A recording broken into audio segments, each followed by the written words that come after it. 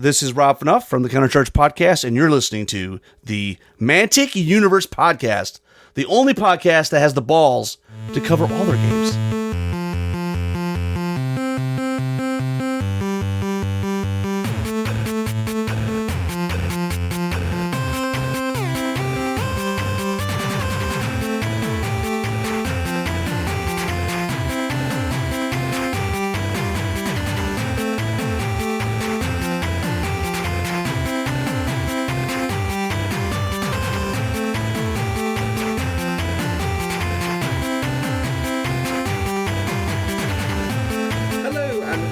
To the Mantic Universe podcast. I'm Chris, and as always, I'm joined by my good friend Clem. Yay! There we go.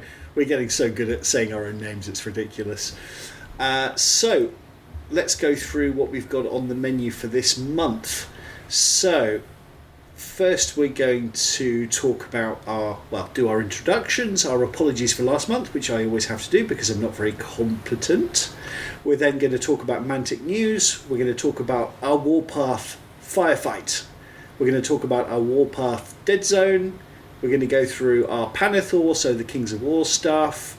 We're going to go through any events, any hobby stuff for Kings of War.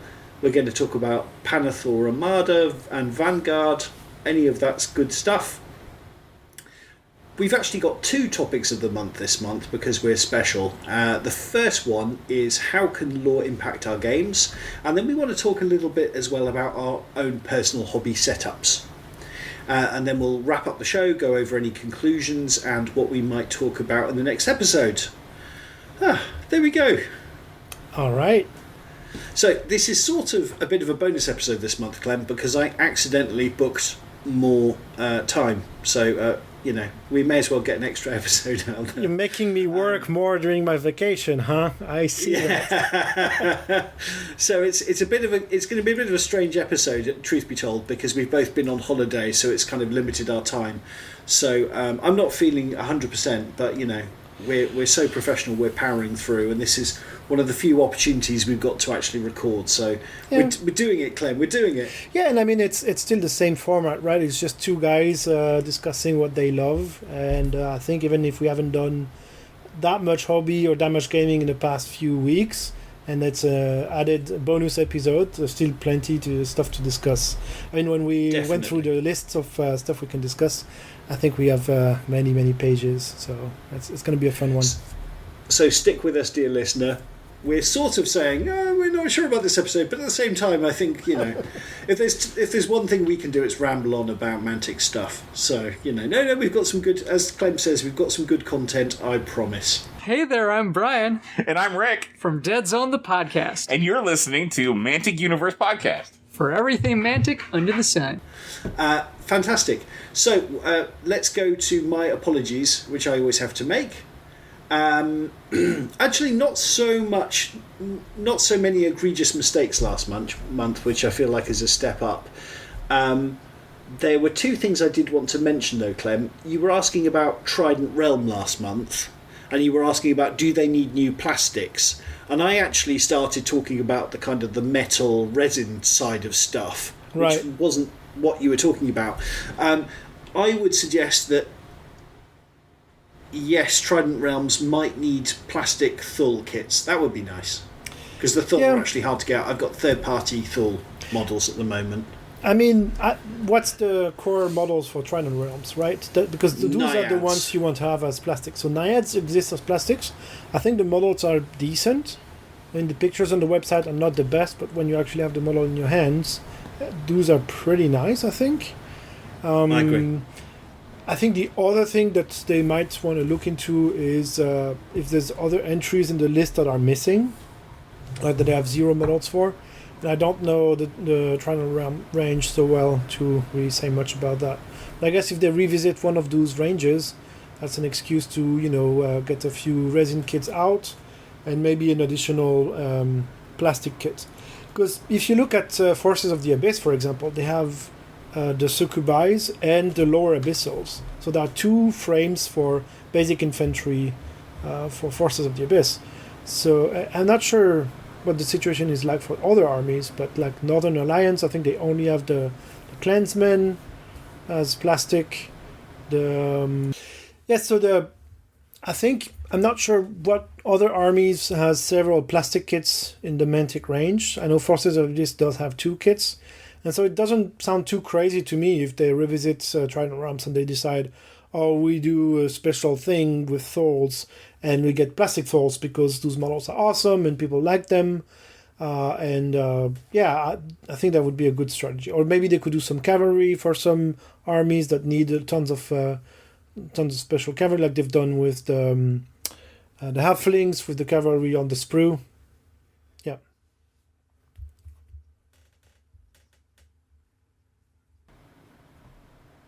Yeah, they've got the dual kit. Right. Yeah, absolutely. Yeah, and I think as well, because Trident Realms is really feels like a Mantic IP, strong Mantic IP. I think it would be great if that was a thing. Yeah, fantastic. But anyway, yeah, that was a point I wanted to make, buddy.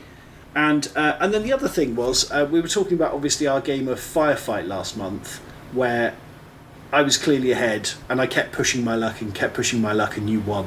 And I just wanted to say, for the record, I regret nothing. I just wanted to have fun. I had a lot of fun. It doesn't matter which one of us won or not. We both won in as much as we both had a great time. Right. So that was the... What kind of monster would I be if I'd gone, right, I'm going to win this game now, right? I'm just sitting on these objectives and I know I'll win. I've worked it out. And Clem doesn't have a chance to win. That's maybe in a tournament, maybe, but... Yeah, that's fair enough. No, I mean, that's a good way to explain what happened in this game. Well played. But it's true. I mean, I think...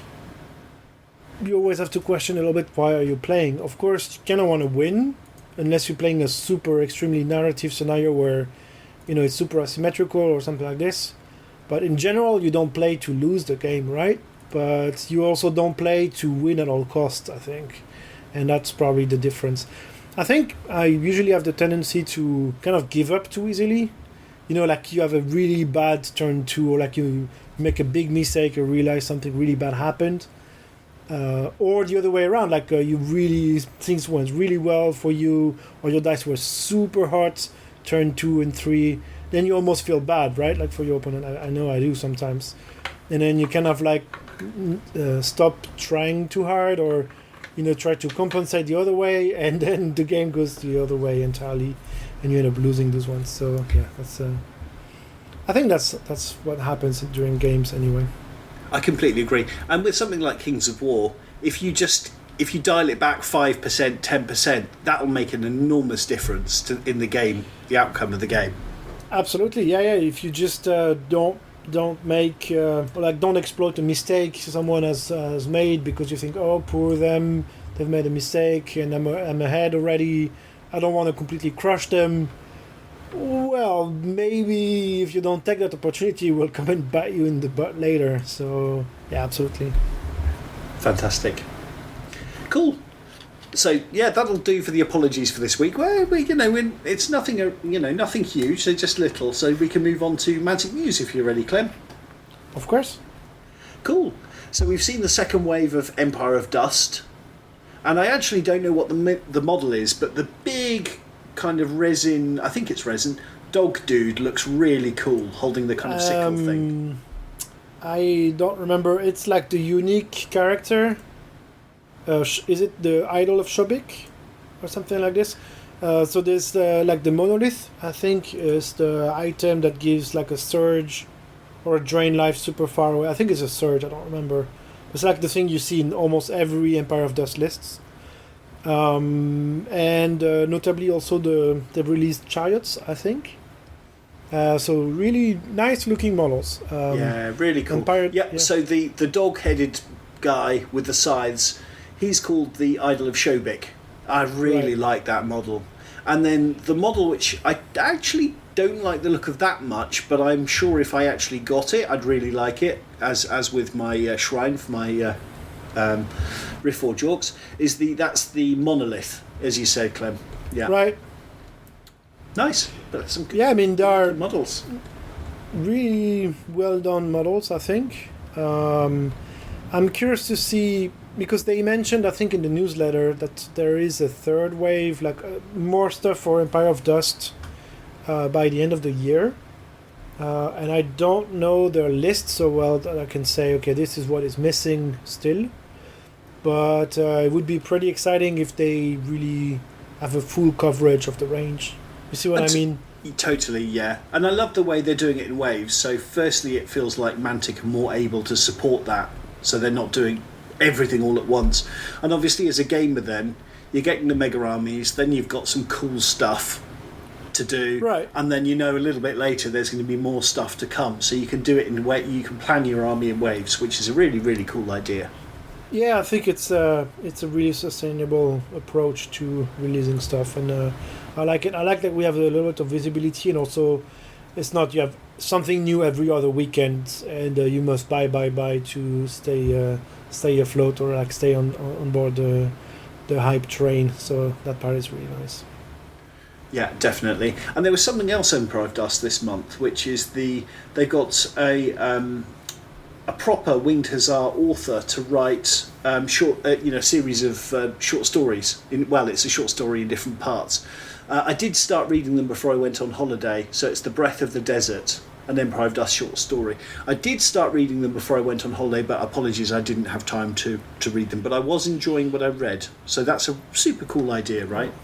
That's nice. I mean, I haven't seen that, so I haven't read them, but I like the idea. I mean, it's it kind of feeds the idea that you have of the army and how you can, imagine a little bit more. Okay, what am I gonna assemble and paint, and how am I building my list and so on. So yeah, I think that's pretty cool. And we talk about lore and our armies and how to connect those two things together, and I think that's just another nice little tip in that direction. Yeah, it's definitely part of it. Cool. Hopefully by next month I'll have read the rest of that and I can report back. Super. So other things... it's been such a busy month. So other things which I really like. So Armada, that's had a €30 tester box, which I think includes all the rules, all the tokens, and basically a ship each for the Orcs and the Basilians, if I'm remembering. Yes, that's correct. Yeah, it's a medium-sized ship. I don't remember how they are called for those factions, but it's like the most standard ship that you can have. And it's great to see what it's like. And I agree with you. It's basically for the price of the rulebook, right? So you can't go wrong. No, not at all. It's obviously not enough to play a full game, but for someone who's curious about the hobby or curious about this game system, it's the perfect way to get started. Like, the starter isn't that expensive. It's like, what, €90? Yeah. €100 or something? Which is still a decent amount of money. Like, you wouldn't spend that much money on something if you weren't thinking, okay, I know I'm going to enjoy it. Whereas €30, well, that's something you can gift to someone who seems to be interested in this kind of stuff. And I think it's a really smart move, and I hope they do similar stuff for their other systems. I think it's a good way to get people engaged. It's just finding another way to remove the reasons, the good reasons that keep people out of a hobby. It's just, absolutely. Yeah. Fantastic. And I mean that.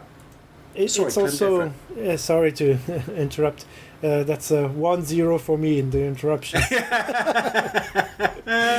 I just wanted to make a bad joke and say the first dose is always free with any dealer, right? So exactly. For one ship. Yeah, absolutely. It's perfect. It's like, absolutely. Please have a go at it. That is why the starter sets are always such good value for any game, right? It's just get people in the door. Right. But it's if you already know kind of what you're looking into, right? I think. I mean, it's not an insane amount of money, but still about €100. It's not something you just, not like an average person, I think, buys just on a whim without knowing what it's about and so on. Whereas €30, I think if you go to your toy store and you had a small box with something like this for €30, that's something reasonable that you could actually consider. Completely. You see what I mean? So I think it's a really smart opening towards different audiences. Definitely. I like And it comes with the mat and it comes with the cardboard terrain. So you really could, okay, you'd only have one ship each, but you really can play the game for that much money. Yeah, you can try, and maybe you only have one ship to start with, and then you cut small rectangles of cardboard to get started, just to give it a try, and if you really like it, then you buy more ships. And that's the second news of the month. They've released great bundles for like armies, I think, for all of the fleets that exist. It's like 120 euros, I think. Yeah, bundles, so there's right? a bit of a deal on it. Yeah. Yeah. I didn't do the math to see exactly how much of a deal it is, but it looks like it's a good one compared to what I know. I think Mantic said it was, if you added that all up, it would be about 154 euros or something like that. So Right. it's a good 35 euro discount. It's a decent discount, and from my understanding of the game, you have pretty much everything you need for a standard fleet with that bundle. So I think Yeah. it's great. It's a really nice way to start with it. And again, it's kind of touching on topics we've discussed many times. It's just like it's making it easy for people to get into the hobby. You just add one thing to your basket and you're off. All that stuff will arrive in the post and you're away. Yeah, I love it. I mean, I would love it even more if they had like a pre-built PDF from Easy Army. This is the Basilian fleet bundle for 120 euros. And this is like one example list for 200 points, or I don't remember how it works. I think it's 150 points is a standard size in Armada, something like this, whatever the standard is. But this is the thing, that just print this or put this on your phone, buy this set, and get started with the first few games, and then you'll adjust your own list, of course. But when you are a complete beginner with a game, or even just with a new faction, having a pre-made list, I think, is a really super helpful thing. Yeah, it's something you've talked about a few times, Clem, and I think it makes perfect sense. And it wouldn't, using Easy Army, it wouldn't be a huge amount of work to do that, right? Yeah, maybe that's something the community could do as well, right? Maybe something to look into. Absolutely, absolutely. So that's all very exciting. So, Clem, have your new plague models arrived? So which one are you talking about? So the big dude with the pipe, the new Right. the new releases. Right, so the corruption, I think, is what it's called. No, unfortunately, not yet. My local gaming store told me a couple months ago, or like when this model was announced, that they would get one, at least when it was available. It was supposed to arrive in early July, I think, and they still haven't heard from it. And I think we'll talk about it later as well. I've ordered some stuff from the big sale from the Spanish shop, like Goblin Trader or whatever it is. And they also had the corruption there. And because my Spanish is so great, I didn't realize that it said like waiting for stock instead of, oh yeah, please go ahead and get it with 15% discount. And so I added one to my order from the Spanish shop, and it's blocking my order actually. Oh no! So now Because the they rest of the don't- stuff is sitting in the Yeah. box waiting to be sent out to you. No, Yeah, absolutely, yeah. And the fun thing is also, like, it's a group order. Like, I've ordered stuff for other people in the gaming group here because to group the shipping costs, and because of that model, it's kind of stuck. So I sent them a message to see if they will have it in stock, or if they know how long it will take, and if not, I'll just cancel the Spanish order and buy it locally whenever it arrives. Nice. And, yeah. And that same website, Clem, you got me looking at that, which is always very dangerous. They were showing the Forge Fathers Mega Army boxes as in stock. So I ordered two, but I've had emails subsequently to say, sorry, the dream is dead. No more Forge Father old Mega Army boxes for that's Chris. too So bad. that's been cancelled. Oh, right, that's too bad. Yeah, I think I agree. Those are such amazing value. If you see one for an army that you're interested in, just jump on it. Yeah, And exactly. get two if you can. You can't go wrong with it. I didn't order any of those mega armies. I was considering to getting a second GCPS, but they didn't have any. So I would have got one of those as well if they were in stock. Definitely. Yeah, definitely. I think instead, because obviously it's no longer in print, so that's gone now. But I think probably instead next month I'll order. Obviously I've got tons of Brockers, but what I don't have is there's one box with a few Brockers, 2 of the Brocker motorcycle things, the Valkyries, and also a Bombot. And I'll probably order 2 or 3 boxes of those. nice. So I think they're about €30 each, something like that. So I'll probably order 3 of those. So good. I've got at the moment I'm using proxy models for the Valkyries, and They're nice Bombots models. I'm just using a little token. So it'd be cool to have the official Bombots.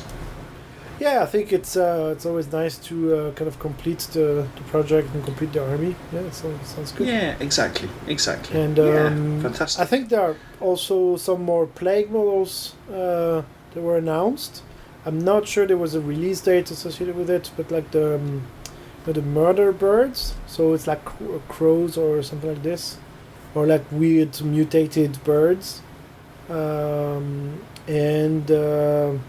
how are they called? Like the big exploding dudes for the plague as well, the plague bursters maybe. Yeah, that's it.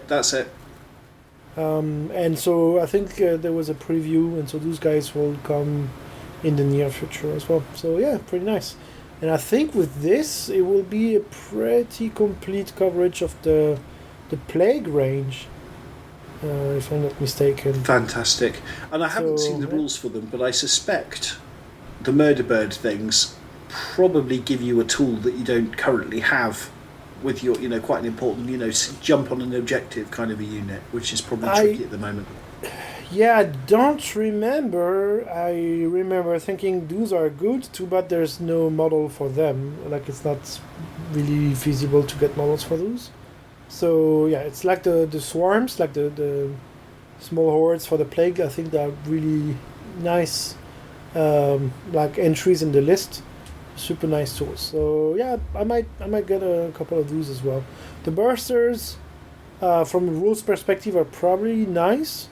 Like I would put them in a transport and then throw them forward, kind of like the leapers or whatever the other ones are called.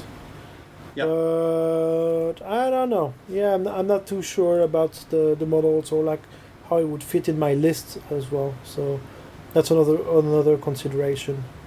But yeah, let's see when they actually get released. Nice. Yeah, and the other news, I think, is... did we talk about it last time already? Like the Maison Labs now have their own proper boxes. I think we mentioned it. Really exciting. Yeah. Yeah, but now they're available. I think that's the main difference. I'm not sure if... I guess everything does have a profile in Deadzone, but like from looking at the boxes, it's really cool. Like they do have a nice selection of options, right? So they really do. Yeah, they really do. You can build it in loads of different ways. So you can go mostly GCPS. They've even got the monocycles. They've got striders. I mean, you could do almost all dudes. Yep. Or you could do almost all plague. Or you could just do a mix, which is obviously super fun. Yeah, Yep. It's a really, really cool faction. yeah, and I think it's also quite inspiring for what story are you trying to tell, right? Like I like them a lot. Me too. And they're super fun to play. Super fun to plague. Is that even a pun? Yeah, maybe. Maybe it's a bad one. Puns but, have a very low bar. Also, how funny that I didn't realize before typing the notes for the show, but like the autocorrects kept on trying to change when I typed Maison Labs to something else that I won't say, but just with an A in front of it. A large popular It's like, company that's good at okay. logistics. Yeah, That's- what is that trying to tell you? Yeah, that's what they will become in 30 years or something. So that's nice. I always assumed it was Croger and his in the Kings of War podcast guy in Australia. I always assumed it was his dodgy medical company that was going to become Maison Labs, but who knows? Who knows? I mean, Matt Croger. yeah. Anyway, I think Nice. that's about it for the news for the month. Or maybe we missed something. yeah, the only other thing I'd mention is, if you haven't seen it yet, Rob Berman has done some very funny Maison Labs. He's pretending to be a mad scientist. And it's really fun. It's really fun. I haven't seen that. Is it on the blog or where is it? Yeah. Something. Yeah, I saw a link on Facebook and just clicked the link. Yeah, it's good fun. Oh. Somewhere on the Mantic website. Yeah, it was really good. Yeah, we'll check that out before next month. He's really good at that kind of thing. Yeah, that's true. Yeah, I'm not so sure about his Crazy Bobby impression. I'm not entirely sure what that's trying to be, but the Maison Lab stuff is excellent. Crazy Bobby kind of sounds like there's an insider joke or something. That's maybe. exactly what it is, isn't it? It's an insider joke from 10 years ago that they can't let go. Yeah. Maybe, I don't know. I mean, I like Crazy Bobby. He has good deals, so... But, it's probably something... Oh, yeah. I always liked the 50% off Walking Dead waves. Yeah. Well, I liked it, and yet it was dangerous, so... Yes, that's true. Yeah. Or the... I think Black Friday... like a few years ago was also crazy like that, really an incredible selection. I still have good memories from it, like going, oh, that's Christmas before Christmas. But it's nice. Cool. So Clem, just looking at the so I think that's probably it for Mantic News. I mean, that's a lot of news to get through, right? But yeah, I think anything it is. we've missed? No, not that I can remember. We probably missed something, let's be honest, for a second. Yeah. Yes. Yeah, quite right, buddy, quite right. Cool. So if you're happy then, we'll move on to our Warpath Firefight. All right. And there's one thing from the last episode, Clem. I mean, we had it was a real... it was a pretty full-on episode. But there was one thing we didn't have in the episode, and I'm sure you've forgotten all about it now, but we didn't get a quick little battle report, because before you and I played Firefight, you played against Marauders, and I was obviously giving Deadzone demos, so I didn't get to see it. Right. So I'd be very interested to hear how that went, because I think he had the Hornet, which you couldn't actually shoot at, but if I remember correctly, you got a pretty big win in that game. I did in the end. I don't remember much about the game overall because it's been a couple of months plus vacation in between. But we played a pretty cool scenario with 4 buildings. I think it's a more narrative one in theory. And so you have to place 4 buildings kind of in the center of the table, like in a line. And you name them 1, 2, 3, 4, and then secretly choose one of the 4 to be worth 3 VPs to you, and the other ones are worth 1 VP. I think. So it sounds a little bit like a Kings of War. Is it Smoke and Mirrors? I forget. It sounds a lot like a Kings of War objective with the hidden VPs. I really like that idea. Yeah, in a way, yes. But so you score each turn 1 VP per building. And then at the end of the game, if you occupy the building that you selected, you score 3 more VPs. Oh, okay. Oh, I think. And it was an interesting game. I mean, I think it was his first full game of Firefight with Marauders. It was my second game, basically. So, kind of had no idea what we're doing still. But good memories overall from the game. I remember thinking, the Marauders are like I expected them. Like they are elite, and they shoot really well. Like the Hulk, like the super long range, like AP is crazy 5 or whatever. 5. Yeah, it's 5. Yeah. Was really scary and like really fits the elite shooty stuff. And the melee guys, same thing, like pretty brutal, like the Reaper suits, so basically the small mech warriors guys.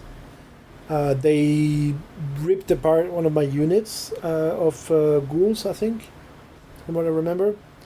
And but otherwise, you're right, like he had the flyer. I had nothing in my list to shoot at it, like to shoot efficiently at it at least. And I just ignored it, basically. It's kind of the downside of being elite. which is you can't really sustain like a grinding face-off, and you really need to choose precisely where you go, and it's harder to hide your intentions, I think, because with Plague and I have like 30% more units, I can kind of move around and adjust depending on how things go. With a more elite army, I think it was a bit harder. I think it has a lot of potential once you know what you're doing with them. But for the first game that you play with them, I think it's a bit harder, and that's what happened in our game. But and also a really nice table, really nice looking army. I think the guy was called Michael. It's the first time I met him. He's a local player that joined the group for Firefight. So that's really nice. Oh, that's promising. Sounds great. Yeah, it's really nice. And I think he also has some Kings of War stuff that he was interested in, maybe, but didn't really jump in. And looks like he might do it next. So that's super exciting. You'll get him, Clem. You'll get him. Give him a demo game. You'll get him. Yeah, I think he's already convinced. It's more a question of, hey, I need to find time for games, or I need to know that there are people who actually are nice and do play the game. And I think there was a good demonstration during the big gaming day. So yeah, obviously these days it's vacation time, so not many games planned. But I think I will see those Marauders on the table again soon. Fantastic, sounds great. And the Hornet, it's kind of a transport / fire support kind of unit, I think, right? Pretty much, yeah. I think it has a pretty good transport capacity. It moves very fast. It can shoot really decently as well. So it really is like transports in the game, right? Like they're not so expensive, and they do give you advantage if you want to put a unit someplace. But I think you really need to exploit it to make it worth the points. And to be honest, I don't think he really did that. So in the end, the transport was kind of like transported stuff just for the sake of transporting stuff. And then you had the overpriced shooting platform that I couldn't kill back, basically. Yeah. But Yeah. It is a really cool model, though. A similar situation with the mules, actually. It'll come onto it, but yeah, it was Right. kind of like, should we put these guys in the mule? They're probably fine. But the mule is, I think, something like 70 points for, a missile platform. Is actually not bad at all. Yeah. No, the mule I think are great, and they also I'm not sure for all armies, but there are troops for Plague. Yeah, right. They're troops, exactly. Which is brilliant. Yeah. It's going to mean they see so much more time on the table. Yeah. Yeah, absolutely. I think it's a smart move, because if there weren't troops, I'm not sure people would actually field them. Completely agree. Yeah, completely agree. It's the kind of thing that you always want in your list, but then as you're coming toward the tournament, it's going to be one of the things that just gets dropped every time. Yeah, I mean, if it's a aberration or a mule, points are not exactly the same, but they're similar. Of course, I want an aberration. Exactly. Why are you even asking? Exactly. Yeah, exactly. Cool. So I started working on my kit bashed Thorogrim. So I think I saw them advertised actually on the Mantic website, and apparently they're kind of a hybrid kit where they're plastic kit with metal arms, and that didn't sound terribly fun. So I just got out some of my good old-fashioned Riftforge Orc arms, which, roughly, they're probably a little bit too long if I'm honest, but they look okay. Well, they're holding big right. hammers. So I've surprisingly rubbishly glued those onto to my Forge Fathers. There's big gaps that inexplicably I haven't filled, but they look okay on the table. It's I'm a lazy man, Clem. What can I say? Yeah, I mean, I have similar stuff for my ogres. At some point, it's like, do I want to spend 30 minutes with green stuff to fix these two guys, or do I want to finish assembling the whole unit and just move on? And yeah, I mean, sometimes you clearly make a mistake, like a wrong arm in the wrong hole, and it's like, okay, maybe that one I can unglue and figure out the proper way to assemble it. And sometimes it's like, it's fine. Yeah. It's if you really look, there's a couple. It's really obvious what it is, but honestly, I'm at peace with it. If anyone wants, they look fine from, as we say, 2 feet away. They look absolutely fine. So I'm fine with it. So I did 7, which is a super weird number. And when playing a game, I bulked them out with some Forge Guard. Guys, dwarves with hammers. People don't know. That's fine. Looks fine to me. And I also painted 7. So it's a really weird number. Why 7? More Mantic Steel Warriors. Nice. So slowly but surely, I'm edging out my Mantic proxies. Just because I've got the Mantic models, I enjoy painting them. Yeah, Yeah, I mean, why it's not? happening. It's happening. And I painted up my last 11 Brockers. So all the Brockers I own are ready. So as discussed, I'll probably be getting some more next month because I like Brockers. I don't like the official brokers. bomb bots. You don't like Brockers, yeah, exactly. And obviously, I've been thinking, well, there's some puns. What Brocker-related puns can I think of to get into my army lists? Brock locked and ready to rock. Let's Brock. Are these even puns? I don't even think I know what a pun is. Anyway. But yeah, so that's cool. I do like my proxies, if I'm honest, particularly for the Valkyries. They look super cool, but I don't know. I fancy getting the Mantic ones. And then if I get 2 or 3 boxes, I've got another unit of 10 Brockers, Clem, to run up the table. So, yeah, exactly. Yeah, I mean, why not get the option cool. for it? Yeah, it's good to have the option for it. Exactly, buddy. Exactly. And it turns out I just enjoy painting orange on little angry dwarfs. So, why not? I can relate. How many is too many? I don't know. I'm enjoying myself, so who cares? Cool. And for a game, I also painted up some Marauders. So I painted an extra gun track, an extra Hulk, and 2 Goblin Snipers. So it was one of the... I think it's a Deadzone box, but anyway. It's the booster, like the faction booster, I think. I got one of these. Yeah, exactly. Yeah. And then I worked out I had 4... too few brawlers, so I built and painted those on an evening. But they're fun. They're really fun to do, to be honest. And the brawlers, the hard plastic Marauders, the new kits, on their individually, I think they look quite good. But when you kind of get them all painted up and ready and on the table, I think they look really nice. So I really, really like them. Yeah, it's a nice style. Yeah. Yeah, but it's funny. You see one, think, yeah, looks kind of cool, and then you see 10 all together on a nice looking table, and go, oh yeah, that's nice. I think that's spot on. Like they know what they're doing design wise. Like if you have super loaded, like overloaded models, and then you try to have a unit of 10 or 15 or 30 in Kings of War, then it becomes just too much, right? And so they know what those models are used for, and they design them accordingly. I think it's smart. Yeah, exactly.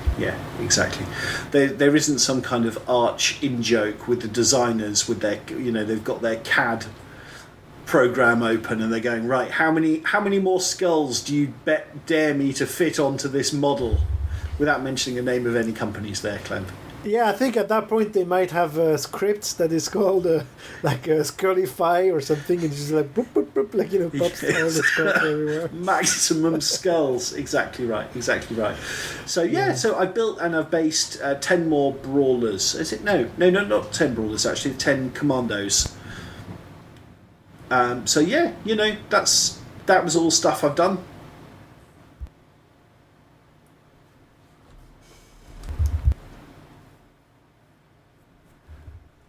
That sounds like a lot of work. I've done literally nothing. I was on vacation far away, and no hobbying.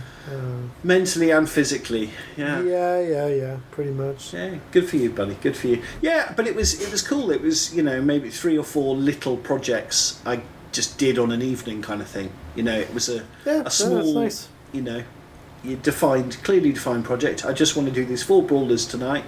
Yeah. Because I just needed some meat shield guys for my Marauder leaders, and it was just like, fun to paint. Sorry, Clem, go for it. No, sorry. When you have a project like you know why you need the models. It works like, to just do like 4 or 10 in an evening or 2 evenings or something like this. It's just, like I was kind of trying to finish stuff for work, was exhausted, and I also didn't really have a good reason to, I need to finish this stuff.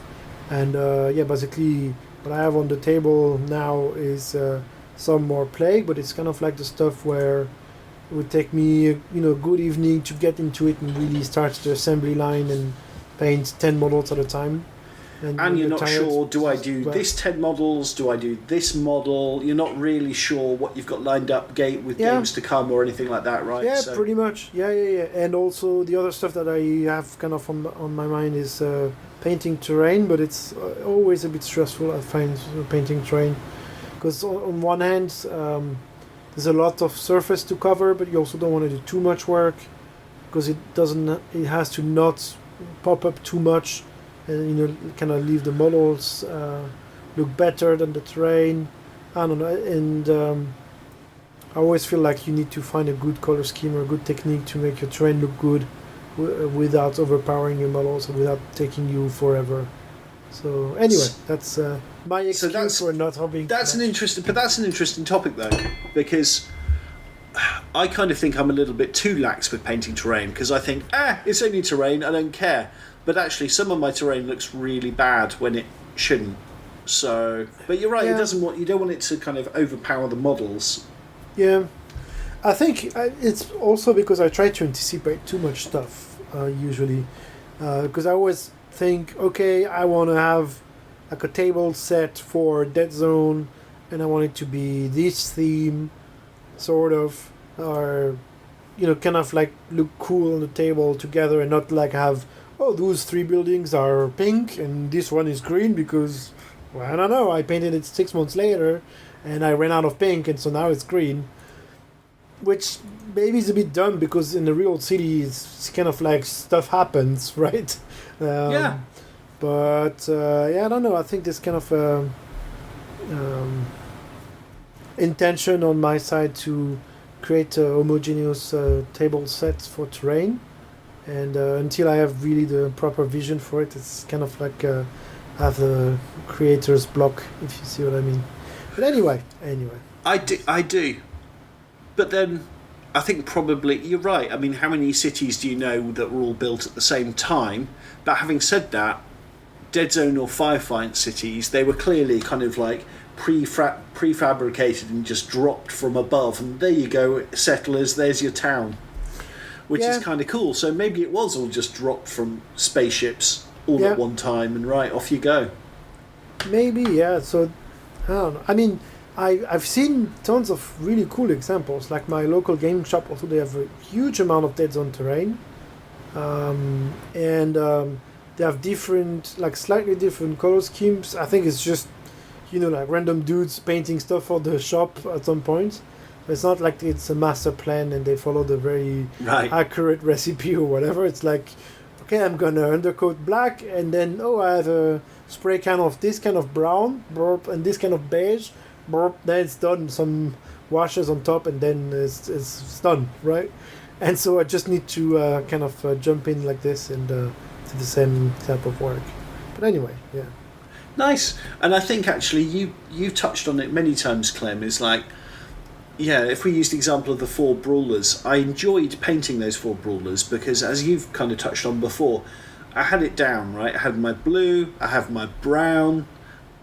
I know what colours I'm painting, all the different elements. Right. So it's really relaxing to paint, right? There's no working things out going on. There's no worrying about it. It's just, here's my blue, here's my brown. Yep. Off I go. Yeah, absolutely. I think that's one huge advantage of box art, and also if you have different variations on your website, this is how you could paint this Deadzone terrain for this kind of environment, and this is another color scheme for another environment, and then sort of helping you not having to come up with everything on your own, and this looks great. That's the kind of end result that I want. Let me try to reproduce this kind of stuff. I think it's helpful. Nice. With my Deadzone terrain, initially I went for kind of a very clean white, But actually, I don't think it looks that great. So I've kind of moved more towards more zany colours. But a bit of a mix works out okay. Yeah, I think. Yeah, you want to have something that's not too crazy different, but also too uniform is probably not good. So yeah, I'll look into it. I think it's mostly because none of those are like 5 minutes projects. It's like, okay, I need to set up my airbrush and to take 5 minutes to think about the colors and mix the proper stuff that I want, and then do a test model, and then once I'm happy, just finish a set of it. And that's not something you do in an evening if you're too tired to too much. Yeah. That's, I think, another aspect of it. Like, I really needed the vacation. Yeah. I think, and it always reminds me actually of there's a PC RPG game called Other Worlds. I think it's on consoles too. I think it's called something like Other Worlds or something like this. Mm-hmm. And it's again, it reminds me a lot of the Warpath universe, where it's this kind of like satirical hyper-capitalism. Mm-hmm. And I do think actually we probably underestimate just how satirical the Warpath universe is supposed to be. Like with dwarves mining stars. Right. And this idea of like Maison Labs making zombies kind of by accident but kind of on purpose, testing out weapons, and it's obviously meant to be like a hyper violent 1980s Saturday morning cartoon, and I really loved that. Yeah, it's an interesting take, that's for sure. Like it's not too serious, right? That's a refreshing part in a way compared to some other typical sci-fi tabletop stuff. Absolutely. Cool. So I have had some plans for this month. Things have kind of had to be rapidly moved around. So planned to meet Trent for a game of Firefight. He then had some COVID worries at work. So then we had to rejig that a little bit. So we rearranged it for the following weekend.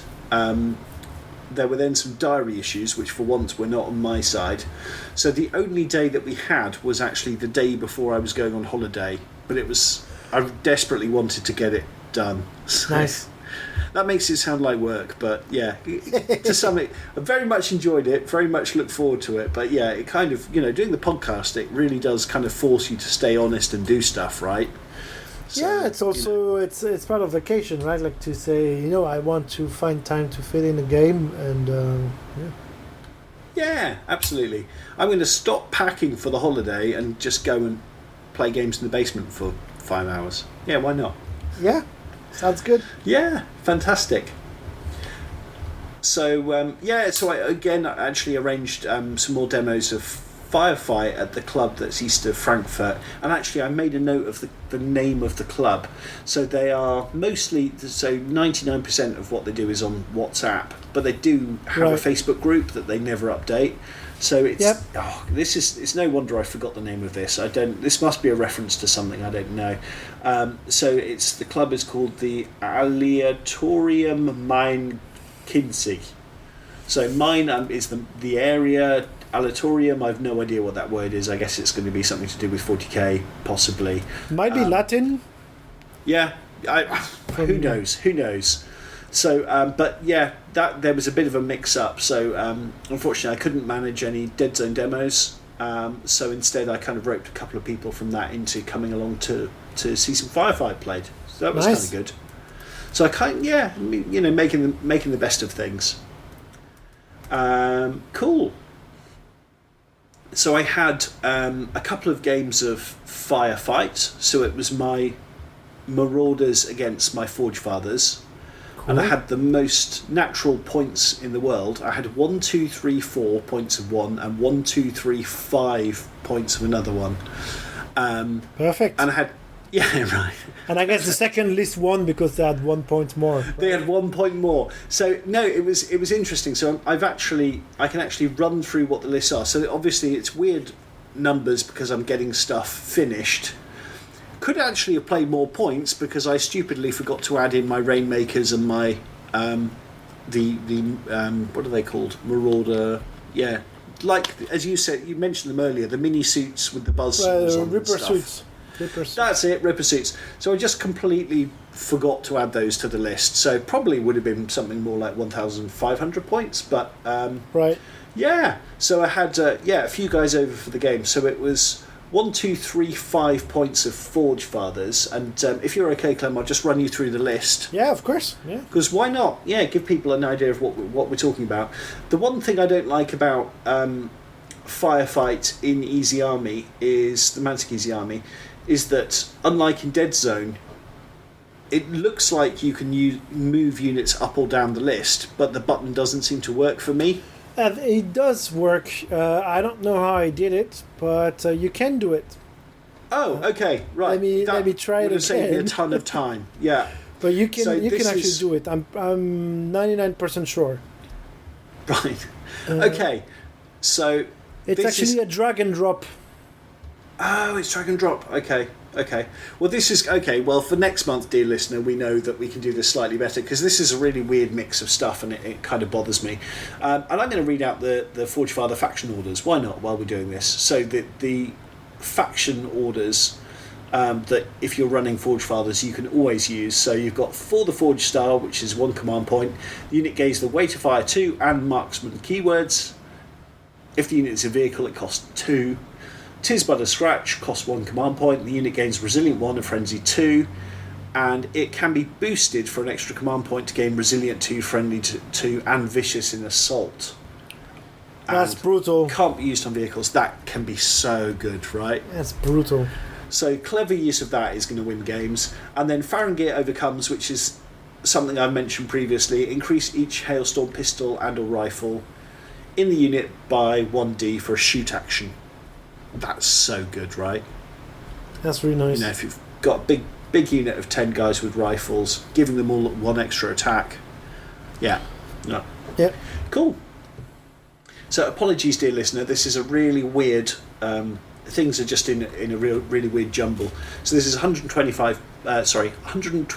1, 2, 3, 5 points of Forge Fathers. So I had a Steel Warrior Housecarl, and his command order is Precision Optics. So it costs 2 command points, and it's an aura. All friendly units within 9 inches gain Marksman and Way to Fire 1, which is pretty cool.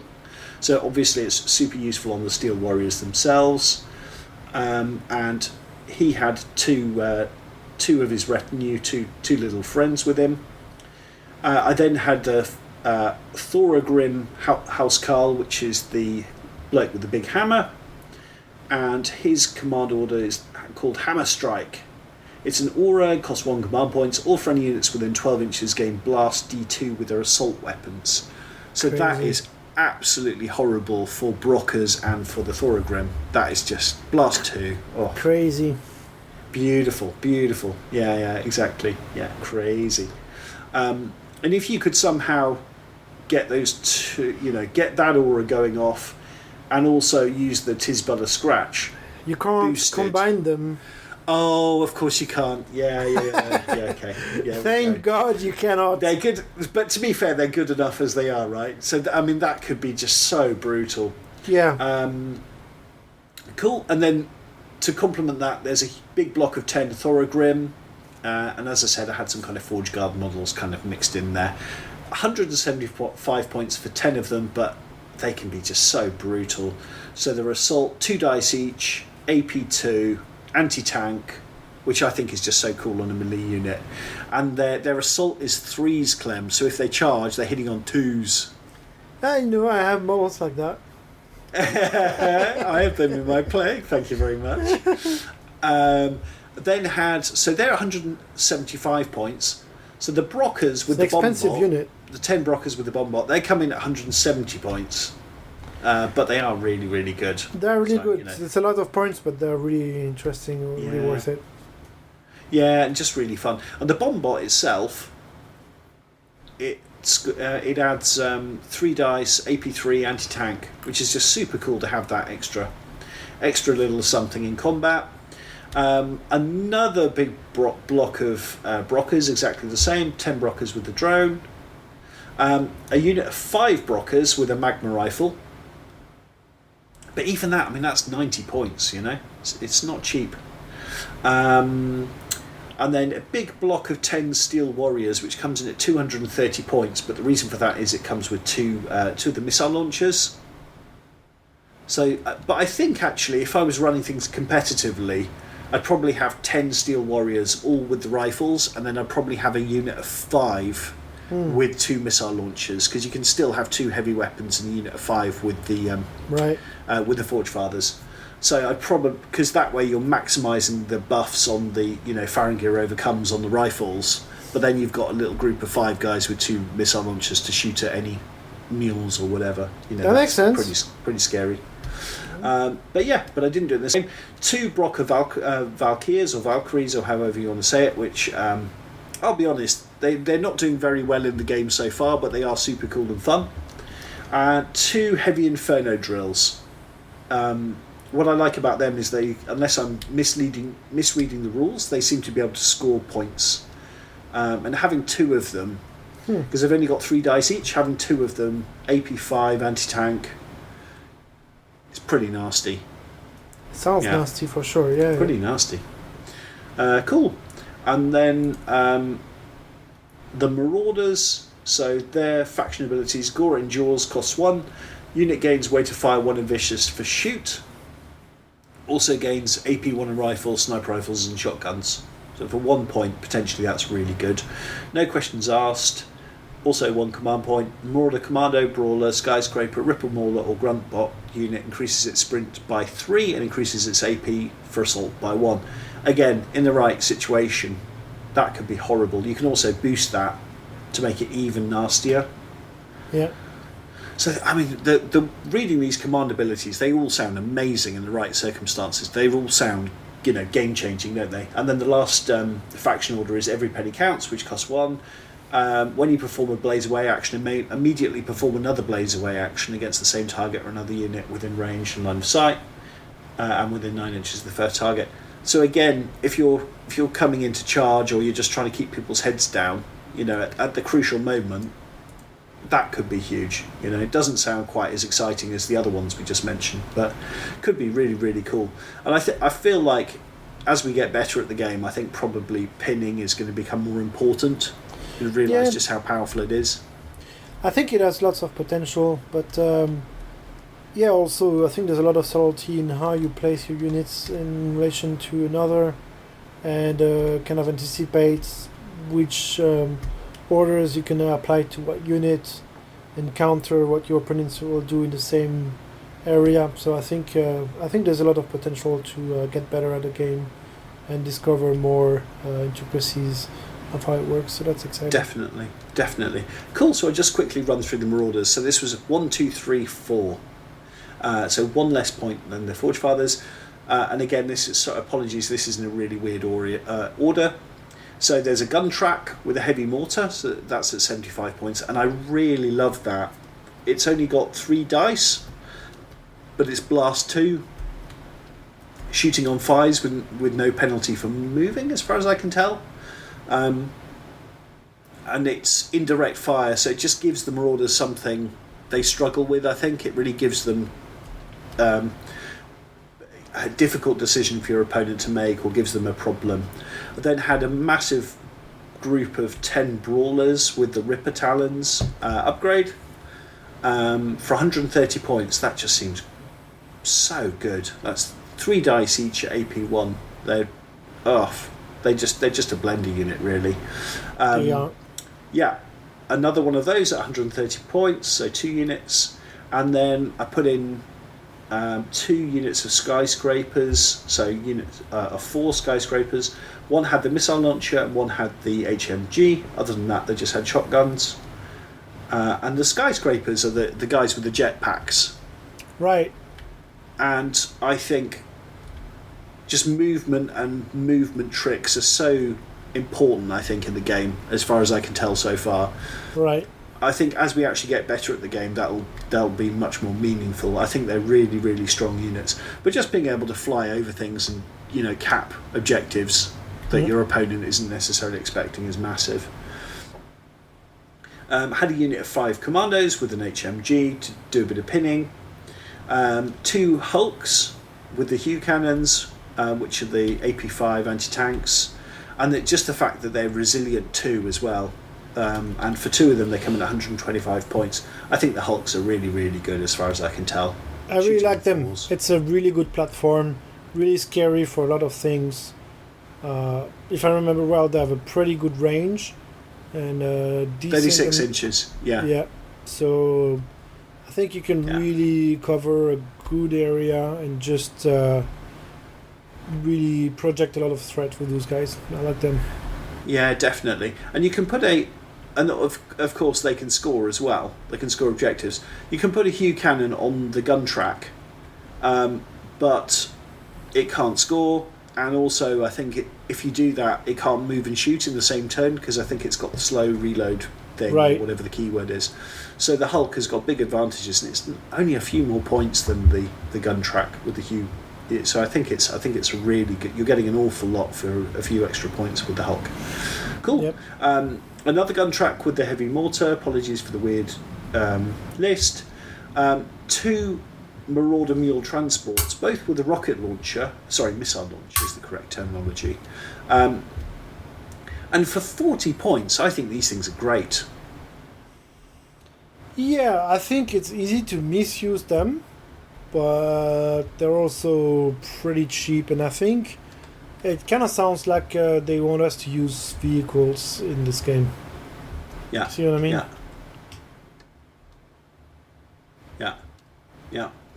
And next up, because it's a weird list, is the Commando Captain with 2 Goblin Snipers. And again, the Goblin Snipers I really like because the sniper scope means you can target, you can decide. So, for example, if you shoot at the Brockers, you can actually decide to take off the bomb bot. And there's no other Right. way of doing that, which is, I think, potentially really powerful, really interesting.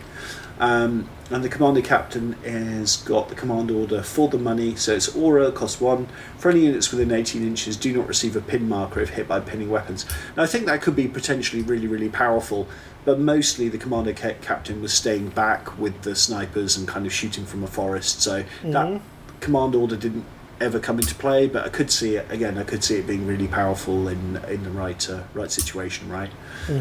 Not being able to get pinned with some of the units in this list is going to be massive. There was a Brawler Captain with 2 Brawlers, and his command order is Hrunker Attack. So it costs 2 command points. All friendly units within 12 inches gain Vicious Assault and increase their AP for assault by 1. Yeah, that sounds absolutely terrifying. Yeah, it's on a pretty unit good. That is already absolutely terrifying in the Brawlers. Brutal. And then there was a Marauder Warlord who's the expensive commander, so he had 2 Brawlers with him, 120 points, which is an awful lot, and his command order is Green Rage. It's 2 command points. All friendly units within 12 inches gain Frenzy 3, which again just seems absolutely Crazy. bonkers. Yeah, absolutely bonkers. And he's got 4 HP, Resilient 1, so I think he's also got an orange Tactician dice, which as mostly a Brocker player, that just seems crazy to me. So many command points. So yeah, again, I mean, it's just, there's so many things in there that if you can just synergize things as we're obviously supposed to with the leaders, their auras and the troops, things are going to be super, super powerful. So yeah, so I mean, we had, so who was there? So I had 3 friends visit. One of them was Trent, the US guy who'd played 1 game previously back in the US, so weeks ago he played 1 game, and then the other 2 guys were pretty much brand new to tabletop gaming. One's played a few games, but you know. But yeah, we had a really good time. The first game was a massive win for one of the list, and the second game was a massive win for the other list, which was interesting. So the first game, it was me and one guy was a little bit late, so I was my local friend who he's just a local dad, and we just got chatting at the kids things, and I just know he likes He-Man very much, and he goes to He-Man conventions and stuff, and I thought, well, if he likes He-Man, maybe he'll like this. So he was up for giving it a try, Yeah, so he's played a few games of Deadzone. So I think he's played 2 games of Deadzone with me. So I thought this might be a little bit more tricky for him. So I was very much helping him out as the Marauder player, and we ended up getting a really big win. So we played, both games were the same objective we played, Clem. So I think it was like take and hold or something like that with the H configuration. I think it's a good scenario. Really good, yeah. I really like that. Really, really like it. And 10 brawlers, just murdering their way up the table and sitting on a 4-point objective. That just wins games. Turns out. Yeah, that's how you do it. And that was really, really cool. And then Trent arrived in time for the second game, and he's going to be a Forge Fathers player because he's got his models coming at some point from the US. Nice. So obviously, it seemed a sensible thing to give him the that army to players, and he played really well actually, and got a big win against the Marauders. But it feels, with very, very new players, but it feels quite nice to me that one game was a big win for one army, the next game was a big win for the other one. It feels kind of cool. But yeah, everyone was pretty new, so we ran out of time. Those 2 games took quite a long time, but it was really fun. I was kind of the referee. As I said, in the first game I was helping more with the Marauders. But I actually had a really fun time just kind of laughing at fun stuff happening, and yeah, I think it can really work well. Like, you don't have to be necessarily the one playing to be involved in the game and having a good time with it. Yeah, so, that's exactly right, buddy. But it was a really fun day. The table looked really nice with the beautiful terrain we saw in Berlin. Yeah, good time, but it's just a really cool game. Really, really cool. Yeah, so I'm looking forward to some more down the road. Yeah. I think we forgot something about Firefight in the news.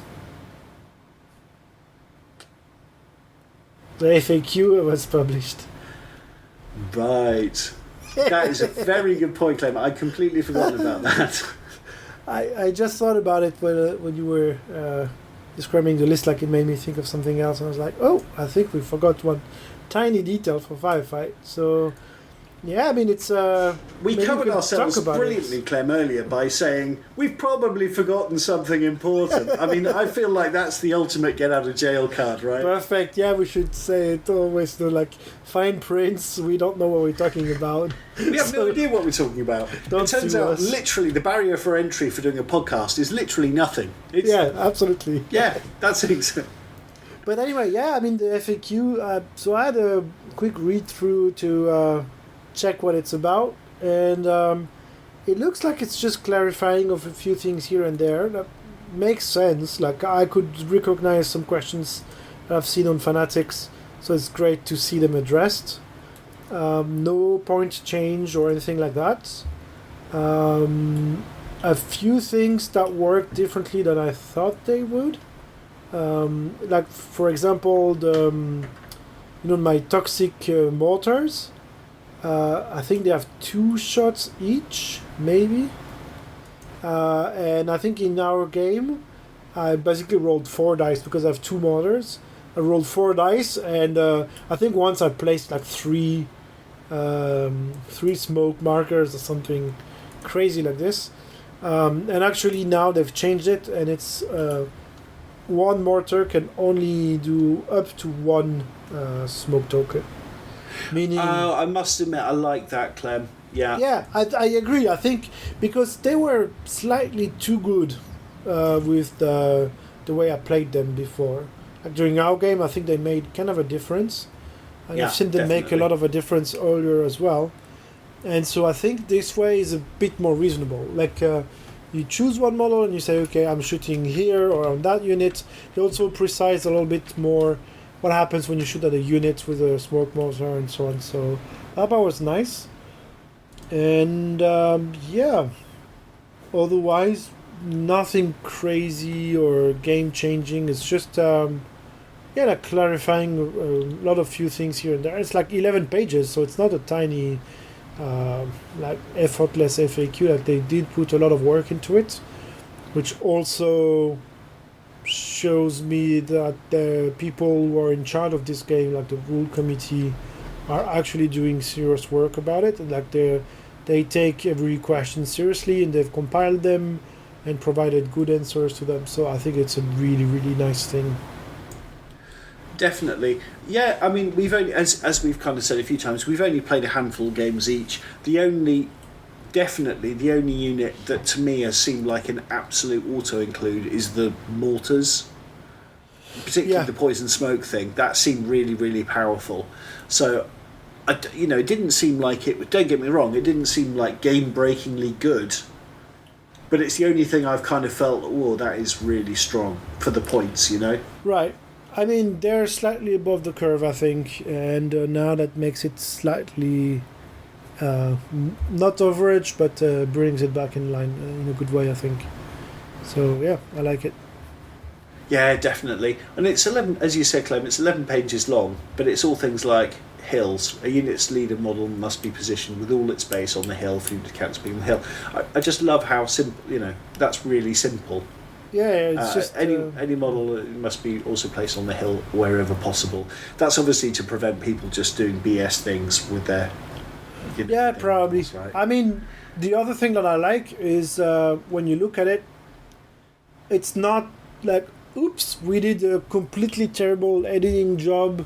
I won't name names of other companies like, this model was supposed to cost 300 points and like 350 points, and there's a typo and it was 150 points, and so everyone bought it for tournaments, and now there's an FAQ and hey, guess what? It's actually 350 points because it was crazy at 150 points, and so now you can throw it back on eBay and move on to the next thing. This is not what's going on here. No game-breaking changes, no game-breaking, we made a terrible mistake because we don't give a shit. It was all very good as it was, and then this is just cleaning up the few obvious things. Exactly. And so for me, it's also proof of how good the base rulebook already is, because there are 11 pages, but it's 11 pages of small precisions here and there, changing something to make it a bit clearer. Like there's also, the dog for the plague, the ghouls. They have an option for a drone. And it was like 0 attack dice and just AP1. And I wasn't too sure, like, does that give AP1 to everyone in the unit or what? And Fnatic said, yeah, that's what we meant. And so they changed the phrasing for this. And so now there's no question about it. And it's all small things like this. Right? Like fantastic. Funnily enough, it's the same for the Headstrong ruling, where I understood, I got the intention of what they meant from the wording of Headstrong, but they've cleared that up just in case there was any uncertainty. Yeah, and it's nice to see. I was playing that right. That's good. But you're right, Clem. It's lovely to see that they're just making this extra effort, even in a lot of these cases where probably most people were playing it right anyway. Right, it's fantastic. And I think that wraps up our firefights. I think so. I would encourage everyone listening, dear listener, go and have a look at the errata for yourselves. I feel like things like I'm terrible at reading rules at the best of times, which is a bit weird thing to admit, but I'm just not good at just sitting down with a rule book and reading. So I feel like probably, Clem, you're probably way better than I am, but I don't feel like we're the best people to discuss, particularly as we played, what do you think, about 10 games between us in total. So we're probably not the best people to really be a authority on what the errata changes are, rather than us just go, it's clearer. Yeah, I think, to be honest, also when I look at it, I don't see any big changes on profiles or anything. So I don't think there's any big changes in that regard. But you're right. I mean, I'm also I can understand sort of how things work when I see a different list, but it takes a while to really kind of get them. Like last month we discussed the GCPS list building. It took me a while to kind of imagine, okay, this is what I want to build. Those are the models that I have. How do I assemble them? What army can I make with them? Like, what's the, let's say, the standard build that you would want to do with GCPS? And I guess some people who have a special mind, like chess players, I don't know, they would look at the book and then be like, okay, I can just take this model, like this unit, because they are undercosted, or I think they will work really well together that way and that way. Takes me a bit more time to figure that out, but that's all right. I never figure that out, as you know. Anyway.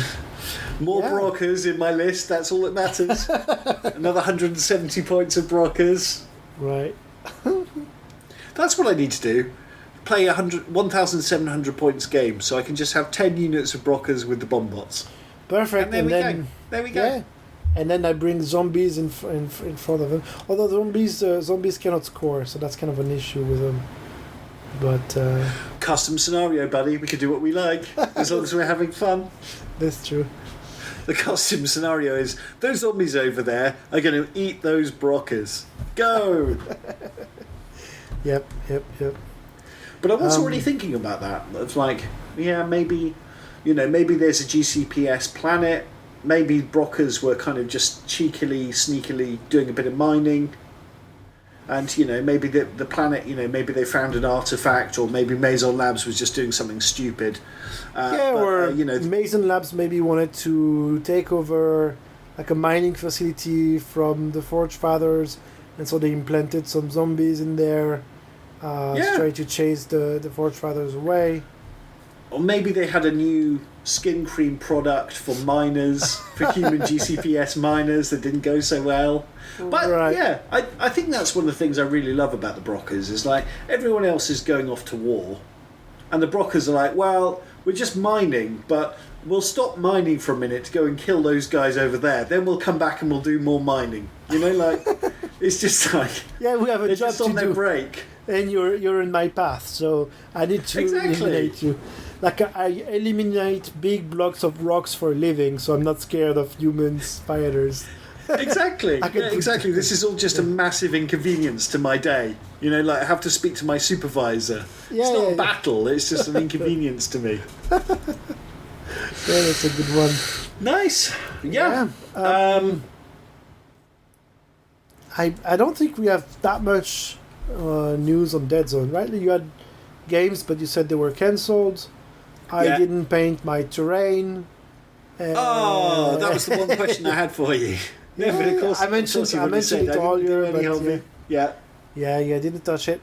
I think that's making some terrain for having one Deadzone table is the next on the menu in that department, and I kind of want to also have a second Deadzone faction so that I can take it to work and have after work gaming if I want to with Deadzone, because it's very easy. You just slap the 2x2 on the table. It's no big setup.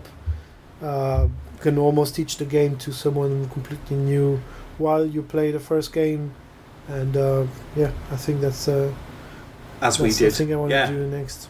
Yeah. And we played a 200 points game, which a lot of people think, whoa, 200 points, that's so many. And right. Let me guess. Sorry, buddy, go for it. No, go. Yeah, go ahead. And let me guess, will the second faction be GCPS? Of course it will be GCPS. Yeah. I mean, I will take advantage of assembling them for Firefight to also kind of build a Deadzone faction. Maybe I'll also ask you for opinions about it. Yeah, definitely, buddy, definitely. Oh, that's the other thing we could do is actually, because I feel like this month we've got a bit more time, we could actually just run through our Deadzone lists, because we had a go at it last month, did a really bad job with it, so I'd rather actually go in and just do that properly what do you mean? If we have the time. What do you mean, like which lists? But I was thinking about that because I completely agree with you. Plague and GCPS are just go together just so beautifully. And I was thinking actually, when I was doing my game day with Firefight here, was just like, actually, do you know what? The Forge Fathers and the Marauders also go together beautifully. It's just cool. And the way that the fighting styles kind of complement each other or kind of balance each other was really, really cool.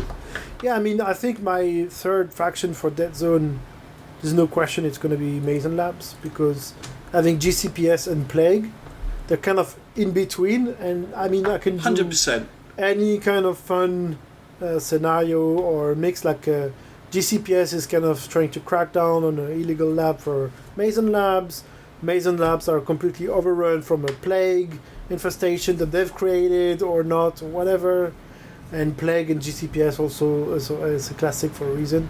So I think with these three factions, I have tons of opportunities for cool games. So Yeah, definitely. And loads of narrative. yeah, Yeah, absolutely. that sounds amazing. I think I'd probably only just pick up the new Deadzone boxes. I think there's a leader booster. That would be a really good one for you to pick up, obviously, because that comes Right. with Dr. Coinia. There is actually a zombie, because there's a doctor who's also in the plague list. It's a lady, and I don't have her model, so at some point I'll definitely have to pick up whichever booster box she's in. But anyway, sorry, I'm rambling on a little bit. So this is my current Deadzone list. So I called it my Artificers list, but I need to think of a pun. So it's 200 points. I've got the Master Artificer, he's 28 points. I've then got an Artificer with a Forge Hammer and a Burst Pistol for 14 points. I've got an Artificer with a Magma Rifle and a Buzzsaw for 17 points. And that guy is just the greatest thing in the world. When he dies, he gives off 3 VPs, which is actually more than my leader, who only gives off 2. But this guy is just absolutely bonkers with his Buzzsaw. He's consistently my hero.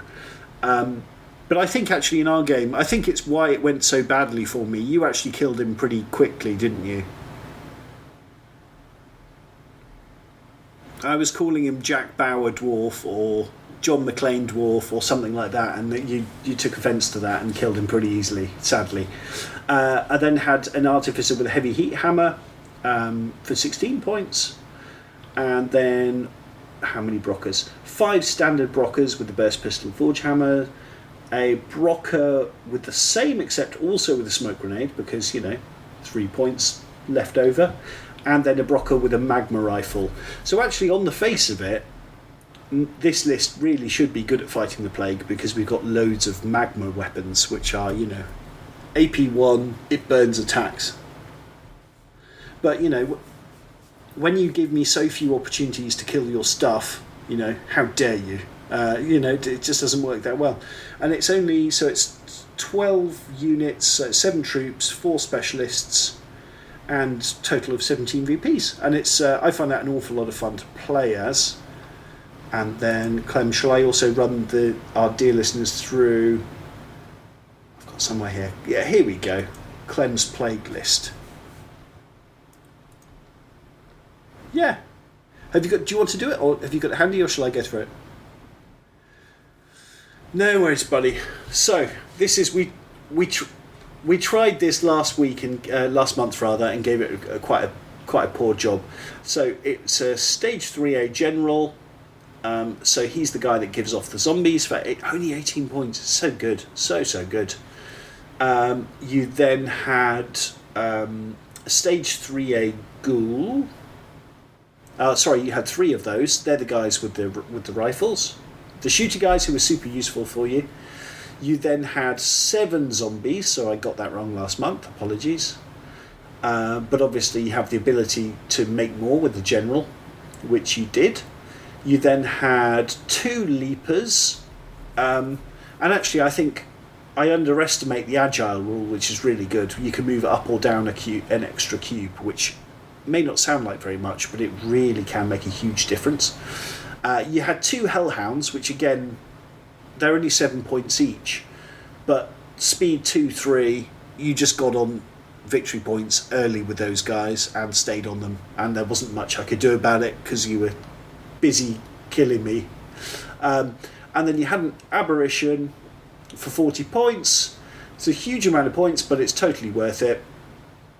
And then you had Subject 901, who was only 24 points, but actually is also really, really nasty. So as we discussed last month, always like to have 2 big, scary, killy things. I know one is nearly double the points of the other one here, but actually Subject 901 is no joke. So yeah, that was the kind of mixed list to give Clem a start with plague in Deadzone. Yeah, I think it worked really well. I mean, I think it shows quite well what Plague is about in a way, and that was really nice. And as I said last month, the more I see of Plague, the more I enjoy it. It's just cool. Plague is just cool. It feels the rules and the lore and the everything feels so thematic. I really enjoy that. Yeah, there's it's a cool faction. I think it fits really well with the universe. Right, like it's one of the main narrative elements, I think, of the universe, like the advent of the Plague, and I think it's pretty cool that they have this sort of unique thing for it. I like it. Yeah, and they've kind of given themselves enough wiggle room, because it's kind of, I think it's, and obviously, dear listener, I'll just emphasise that I read quickly the lore in the books, but Clem and I probably should focus more on that than we actually do.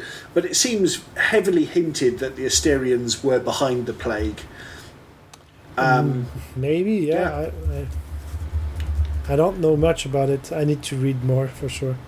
It seems like there was kind of a galactic council, because the humans come across all these kind of like deserted worlds. It reminds me of, I don't know if you've seen the film Serenity, where they've got the planet Cassandra. You would love that, Clem. You have to watch that.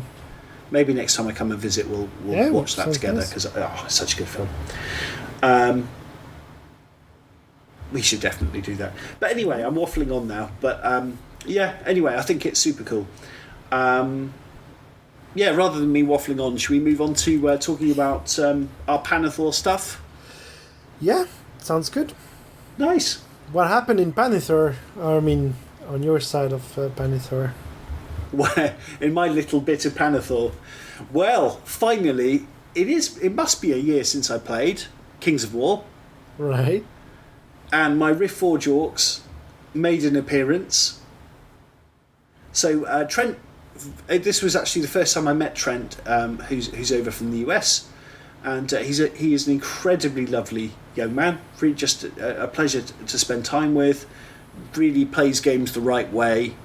Nice. When a decision is close, we're both going, oh no, you have it, and then we eventually agree to roll a dice and decide. But just nice. A really lovely bloke. So I made him. So it's my Riftforge Orcs army. I've got the list up. I have no idea if this makes for a good podcast, but I'm going to read out the army list here. So Trent came down into the basement, which I always think is a bit weird when you have new people over to your house and then you take them down to the basement. It always feels a bit weird. Do you know what I mean? As long as they come back up, it's fine. Yeah, right. But when they're going down, they don't know that yet. That's for future them to know. Right. But yeah, it took him into my little, as you know, Clem, my games room is just about big enough, but slightly smaller than you'd like it to be, and it's crammed with shelves of games and. Fair enough, that's true. Yeah. And Trent just sort of looked up at the shelves and went, "Yeah, you've got a lot of models." And I said, "Yeah, Trent, I do have a lot of models. That's true. Yeah, I can vouch. Yeah, I can. But yeah, he's just an absolute gentleman." So I tried to give Trent, as I always do, right, Clem? Tried to give him a pretty balanced list. But there's some really big caveats about this that I feel I should go into immediately. So which Trent's is that you suck at writing lists. Sorry, buddy, say again. Which is that you suck at writing lists. Yeah, well, exactly. But Clem, yes, that's fair. But I also wrote my list, so fair enough. Surely that balances out. Fair game. So Trent's never played Northern Alliance before at all. I didn't show him the list in advance, right? Which actually, in hindsight, I didn't think about that, but I should have showed him the list in advance. And I gave him some, frankly, unhelpful items that, at the last minute, I realised didn't quite do what I thought they did. So then, rather than making a brand new list, I kind of just moved the items around a little bit. So we'll go into that, because there's some, quite frankly, there was one item in particular that just made his army worse. Which is not helpful. It's not helpful, Clem. So, okay, well, let's go over the Northern Alliance list first then, so you can have a good laugh. So, this is 2,300 points of Northern Alliance. So, I gave Trent a big block of the Human Clansmen, so it's a Horde.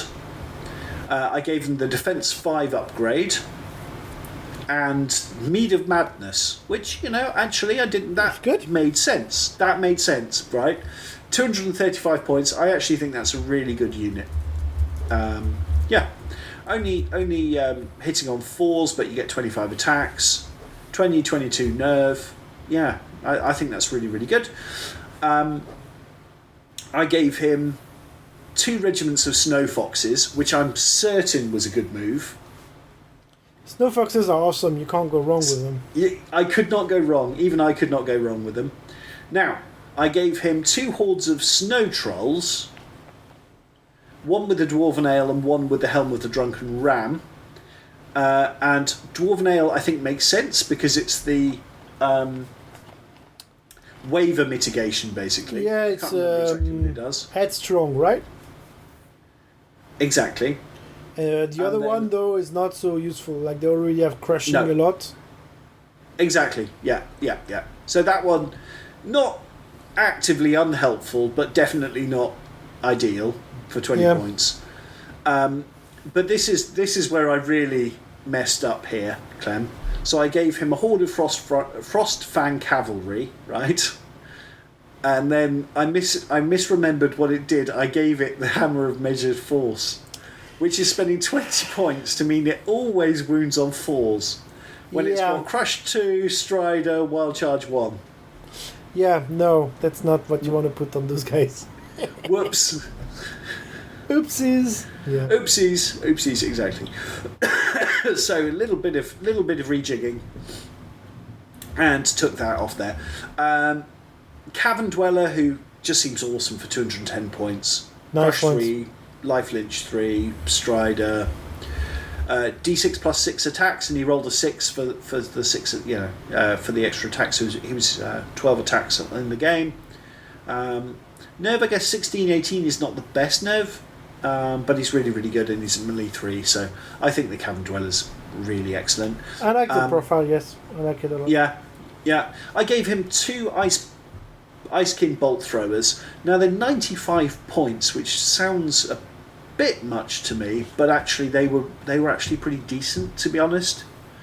As like if you compare it to just like a lightning bolt attack every turn, it worked out. It pinged some damage in the first or second round. It actually spiked up and did actually quite a lot of wounds, and it made me sit up. They also freeze you, right? So it can mess up like a face-off if you have -1 movement. Exactly. Can make and this difference. game was one long face-off. It was 6 turns of face-off, basically. So yeah, that was. I actually, you know me, I'm no competitive player, but it actually seemed really good to me. I gave him a Lord on Frostfang with a Snow Fox, so that's the extra attack. Right. Again, I think that's amazing. Really good nice unit. profile. Nothing to say against him.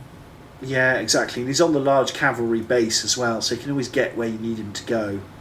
Yeah, it's a crazy good profile. Like, you absolutely want 1 or 2 in every Northern Alliance list, I think. Yeah, definitely, buddy. Definitely. And then I also gave him a Lord on, I'm going to say Chimera? I don't know how to pronounce that word. Not sure. You're the native speaker here. I can. Yeah, right, exactly. Chimera. Chimère in French. Oh, there we go. Perfect. Chimère. Okay, let's just keep calling it. Let's stick with Chimère. We know it's right. Fine. What's Lord in French? Come on. What's Lord on Chimère in French? Seigneur. Un seigneur sur Chimère. Perfect. So I'm pretty sure you would say chimera, because if the French says chimère, then the British have to say chimera. We'd have to say it. Yeah, exactly. It can't be the same. It can't be the same. We'd have to say it in a very unsophisticated way. Take the beautiful sounding French and then just make it sound, It has to ugly. be different. It has to be different. Otherwise, that doesn't work. Exactly. What's the North Sea for? Yeah, absolutely. Cool. He's 310 points. I don't know. He's a good dragon. Seems expensive for me. The shooting attack on him, I'm not sure. I never play dragons, so I don't really know. Is the shooting attack valuable, do you think, Clem, on dragons, typically? So, it's hard to play it well, but I've seen it played like... The range is a bit short. That's kind of an issue.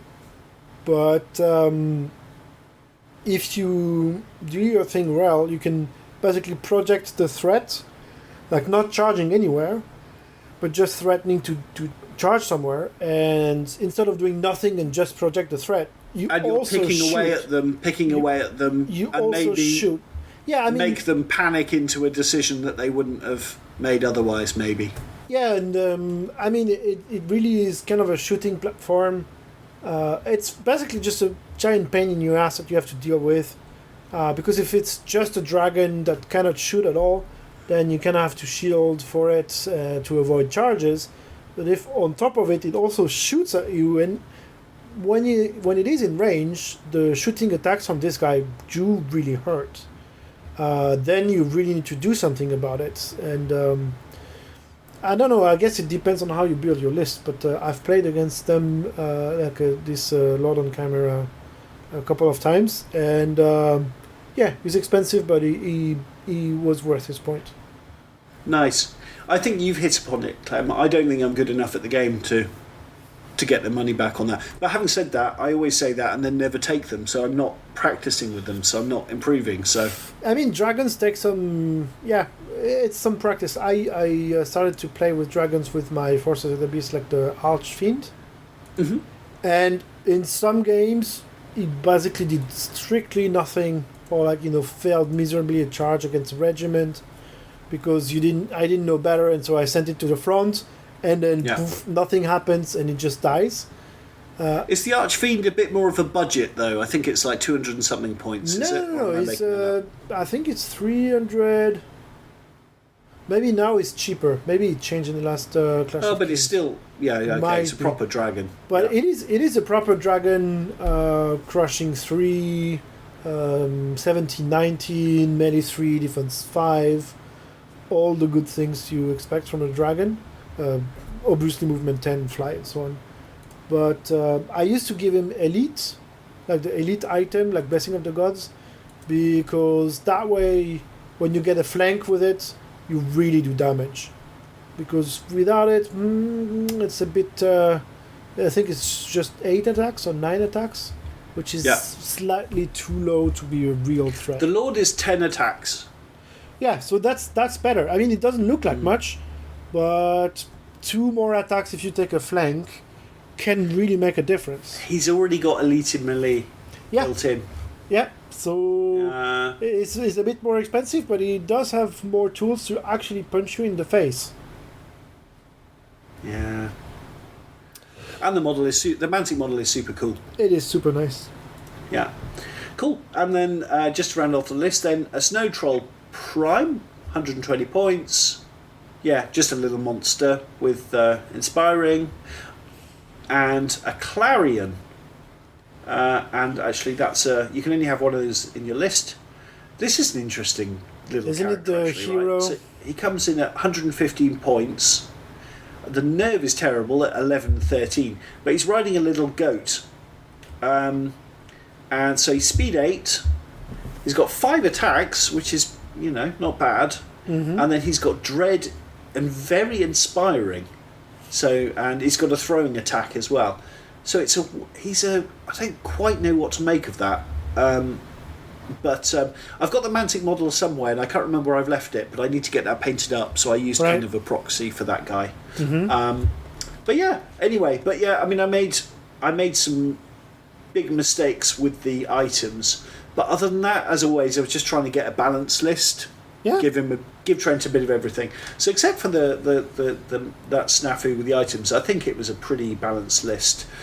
I mean, just listening from what other people say, when the Northern Alliance came out, it seemed people were pretty negative on Snow Trolls, basically saying Housecarls are definitely better. But since then, if you listen to, like, for example, I've listened to the Countercharge Army review on Northern Alliance, they were saying, well, actually, it's a lot more nuanced than that, and in a lot of situations, you'd rather take Snow Trolls. So I find that really interesting anyway. So yeah, that's true. It's fair enough. And I have a ton of the models, so it's nice to get them out, even though they're monopose. Yeah, I mean, the models are nice, but they should have made 2 or 3 more poses for them. I think that's my main concern for them. Yeah, 100%. And so, yeah.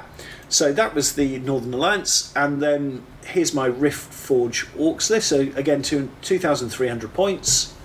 And this is the list I tried to explain last month and just did an absolutely terrible job. Going, I don't know, there's some orcs in there somewhere. I don't know, Tundra Wolves, is that a thing? So, Clem. So I have a horde of Rift Forge Legionaries.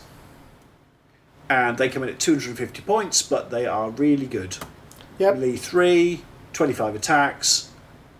They do what you want them to do.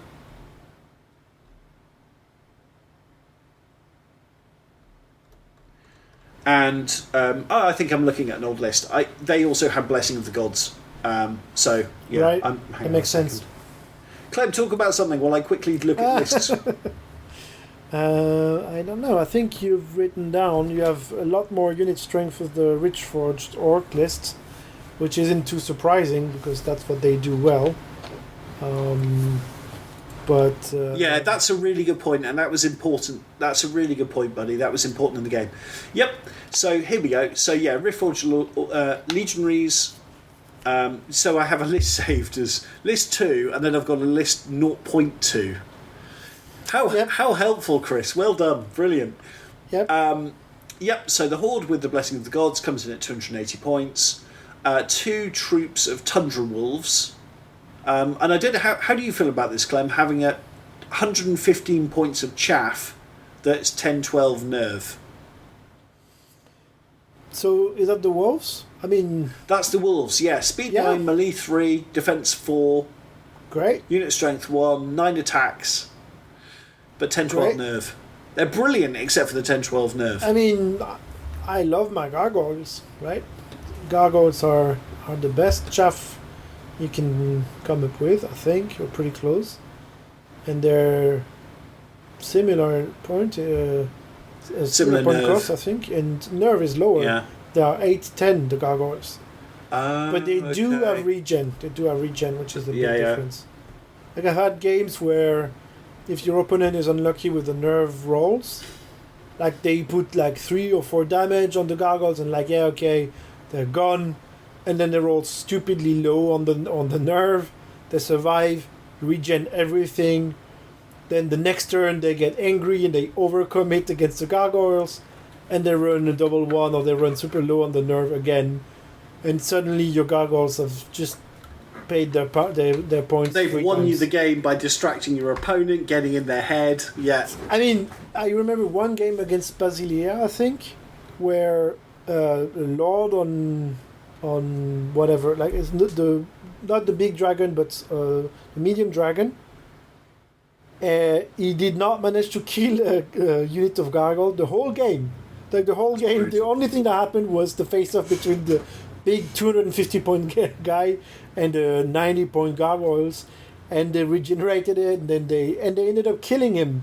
That's the worst. Oh, that's Like turn humiliating. 5, No. turn 5 or something. Like those gargoyles, like they took down the dragon. And we both laughed so hard, and it's like that shouldn't happen, right? Like it's just at that point, it's like okay, just what can I say? Fantastic. Anyway, so chaff, yeah. I mean, my favourite chaff is the Tidal Swarm as a Trident Realms player. it is really nice. Yeah, In Cardiff, we had scout them up. I mean, if you scout them up too far, actually, they normally get shot off immediately because they've got really low Right. nerve, and I think they're like defense 2 or something. But if you don't get them shot off, I had a horde of abyssal golems. I think they're called right. the abyssal dwarf unit, like really scary guys. Yeah, They've got ensnare anyway, but they were on a little bit of a fence, and so I think they were either hitting on 5s or 6s. Anyway, it kept them busy for 4 turns, crazy. where I just move back a tiny bit, so I'm still on the fence. You're charging me again, -2, doing nothing, and in the end, out of frustration, he ended up just turning and trying to run away from the tidal swarm. And I was chasing after him with my tidal swarm. Come back here. Yeah. So good. 80 points. Oh boy. I mean, the snow foxes are also crazy good chaff. And the woodland critters, I think they're enforcers of nature.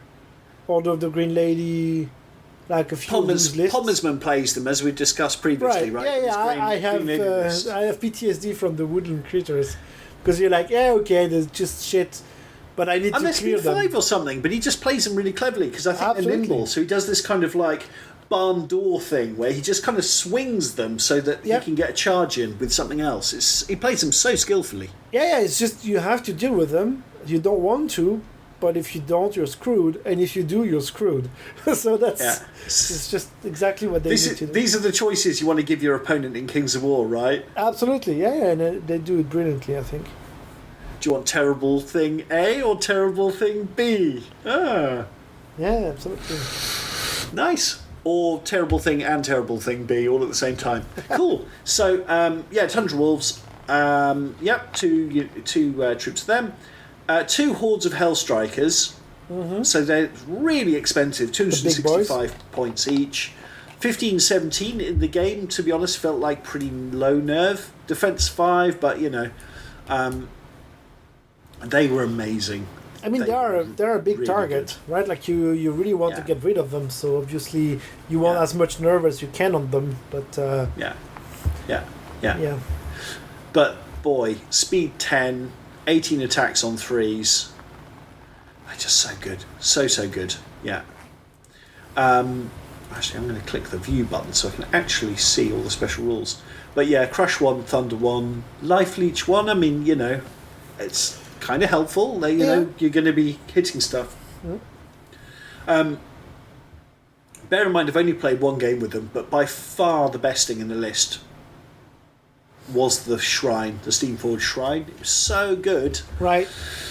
So it was giving me lightning bolt attacks. It was buffing my units. It was doing something important in every step of the game, basically. Yeah, you really build your list around it, right? Like you always want to have it kind of in the center of your list, in the center of your army as well, because that's what I did. Yeah, boosting everything and dishing the center of my battle line. Yeah.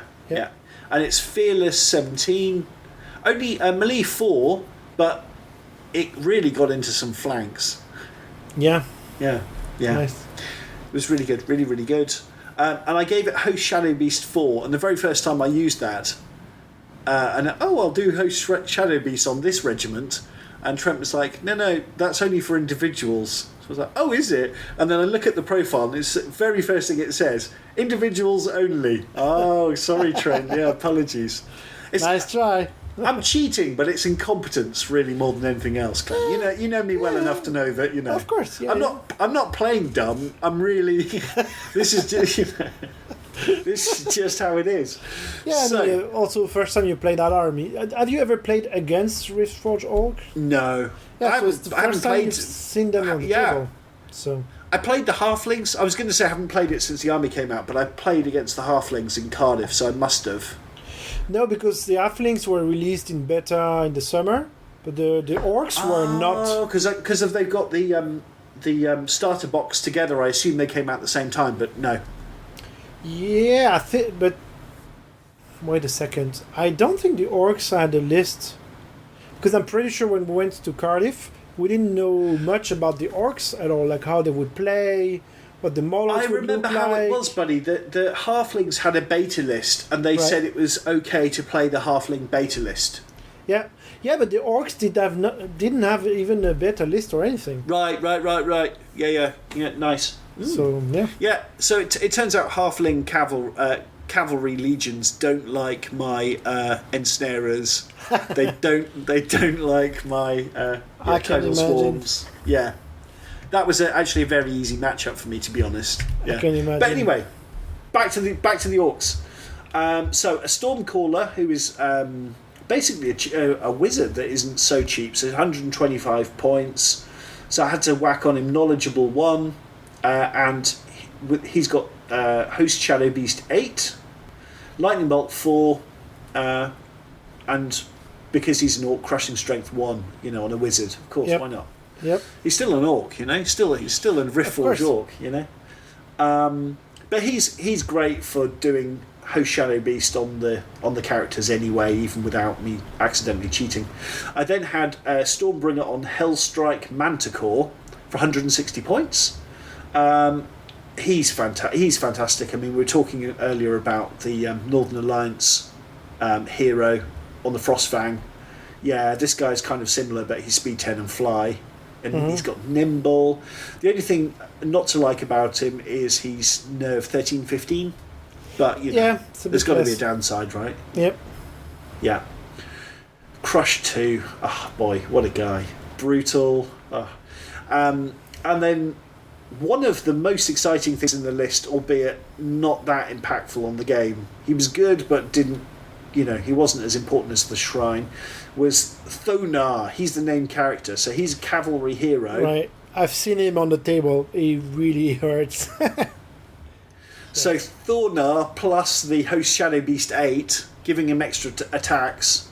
Right. So Thonar, so he's got the Storm Strike ability, I think it's called. Yeah, Storm Strike. But then he's also got something called Thunderstruck, which means that Storm Strike also works on 5s as well as 6s. So, I mean, he really could, with a bit of luck, he could just destroy things. I mean, really, really could. For 170 points, he's amazing. It's the kind of thing as well that it's just... he might do nothing for 9 games, but that 10th game, he might just do something super, super cool. And I wouldn't take him out of the list just for the chance of him doing something really amazing. And then...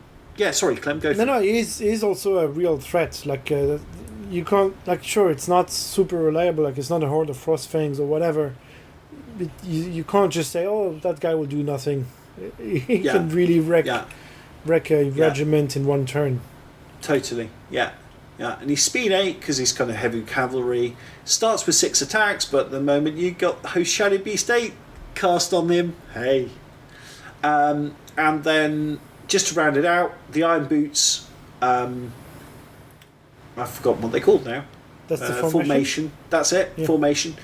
So that's 2 regiments of the Riftforged Legionaries, which are 155 points each, and then the Reborn Legionaries for 205 points, and they've got the Wild Charge, D3 Aura, Crush 2, and their Inspirings. They are so good for 205 points. I know that's a lot of points for a 16-18 nerve regiment, but still, dang, they're good. The Legionaries, they're kind of balanced out. They all only have 12 attacks each. Right. But they're 12 amazing attacks. Yeah, that's true. It doesn't look like a high volume or a high damage output, but it can do a lot. Yeah, exactly. And I think actually consistently throughout the game, we probably underestimated the kind of pain they can, push out there. So it was an interesting. It was a really interesting game because it was 2 combat armies that could both give out a massive punch, but we both realised we couldn't take a punch. Right. So we had this beautiful Mexican standoff for most of the game. So Trent went first. So we played Dominate, I think, right, with the big objective in the centre of the map, right? Yep. So Trent went first. So his battle line was more within the the scoring zone for the end of the game. So a little bit, I was kind of playing catch up. But we both understood that if we made a mistake with our positioning, neither of us had much in the way of chaff. We would just be melted in one turn of combat. It was just if you get punched on the chin, that's it. We're down. So it was weird with 2 combat armies not fighting each other because we didn't want to lose. I mean, that's kind of also what they call alpha strike. Doesn't mean you need to strike as fast as possible. It means you need to strike first. But it's probably sometimes better if it happens turn 4 or 5, not turn 2. And that's probably a mistake that a lot of players like me would make with that army. If you played Varangur or something, I would probably just get all my stuff killed on turn 2, and they go, this is frustrating. Yeah, or not even killed, but like you go in and you kill stuff turn 2, and then you're super exposed, and there are another bunch You of go turns in, to you survive. kill the chaff. Yeah, and there's all the stuff sitting behind the chaff. They're going, oh, thank you very much. Yeah. Yeah, and shooting you down or stuff like this. So yeah, Alpha Strike just means you need to shoot to fight first, not as soon as you can. I learned that the hard way, but that's Yeah. So so we were pretty much had a Mexican standoff. The only thing that died until pretty much the end of the game really was the chaff. The chaff all got taken off. The two ice skin bolt throwers, as you said, Clem, were pretty nasty. They were putting wounds on things. They were also freezing things, so giving me -1 move, which, in a standoff like that, it's crucial to have the jump on your opponent, right? With two big infantry blocks like that. So that was actually really nasty.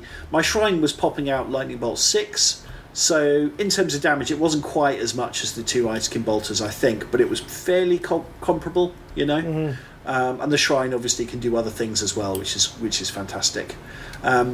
So I was kind of slowly moving up and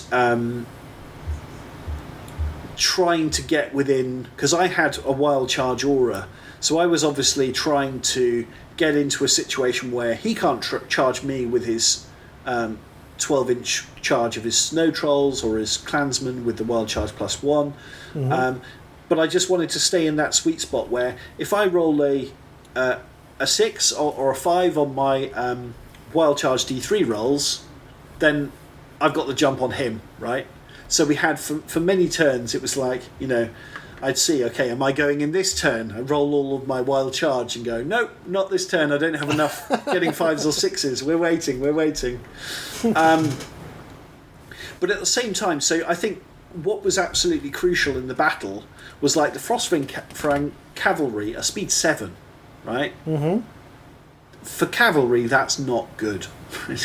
So with my Hell Strikers, I had more. Basically, I had more stuff that was speed 10. Yep. And that was really, really important.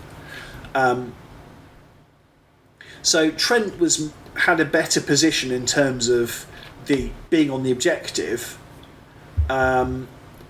but I had the extra speed, and that was so horrible for him. So quite quickly then I was kind of bullying him backwards because he realised, oh, hang on a second, if I stay where I am, I'm in for a really bad time. If I move forward, I'm in for a bad time because I can't charge anything back. I've got to go backwards. So I kind of edged him backwards, and he was right to do that because he was in a really horrible position. And as you were saying earlier, Clem, he was in that position where it was, do I want option A to happen, which is horrible, or do I want option B to happen, which is terrible? I have to make... He had every turn he was kind of making a really bad decision. So I was using the Hell Strikers to kind of bully his... We both had fast flanks which were opposing each other on the same flank, but I was pushing his hammer back, and really what I wanted to do was expose the flank of his snow trolls, because actually our flanks are kind of both of our hammer flanks which were facing off against each other, they were nowhere near the scoring point. So if I could just keep moving him backwards with his hitty stuff and just then isolate it, I can then just smash him in the flank with the snow trolls, and then he won't have the unit strength to win the game, Right. But he actually worked out what I was trying to do, which was, it was probably way more obvious than I thought it was. At the time I felt like I was being really clever, but probably I wasn't. But it was quite interesting. But he was in a situation where either I smash him in the flank, or he ended up actually sacrificing his Chimera. So he just flew it out, charged me, hit my horde of one of the hordes of manticores, did some wounds but not enough, and then got taken in the flank and taken off. But yeah, so it was, by the end I ended up, as I said, I was playing like the D6 lottery with my wild charges. I think turn 5, I'm going to say, I got enough units that could charge things that I was like, yeah, this is going to go well for me. Charged in, took off pretty much everything I touched. Right. Trent actually did a really good job, kind of correcting his lines. So he ended up moving his Cavern Dweller and his Frostfang Cav hero to just protect his flank, which actually saved him getting tabled. To be quite honest with you, it was a pretty brutal. I mean, those Riftforge Orcs, when they get into something, they've only got 12 attacks, but boy, and if you get in a flank, it's just brutal. The Horde with the Blessing of the Gods, my goodness, yeah. It does punch faces for sure. Yeah, I've played against them a few times now, but the first time I thought, I can take the Horde in the front charge with my Terror, like it has end snare and everything. Nope, it just got destroyed like in one go. Yeah, it just killed whatever they touch. Yeah, exactly, buddy. Yeah, exactly. They're so nasty. I mean, they're not very fast. They do have issues. They're on that large base. I think my list desperately needs the fast elements. I think I need all the Manticore Hellstriker stuff. Right. I mean, that's what makes the difference between Riftforge Orcs and normal Orcs. I like having access to those flying units.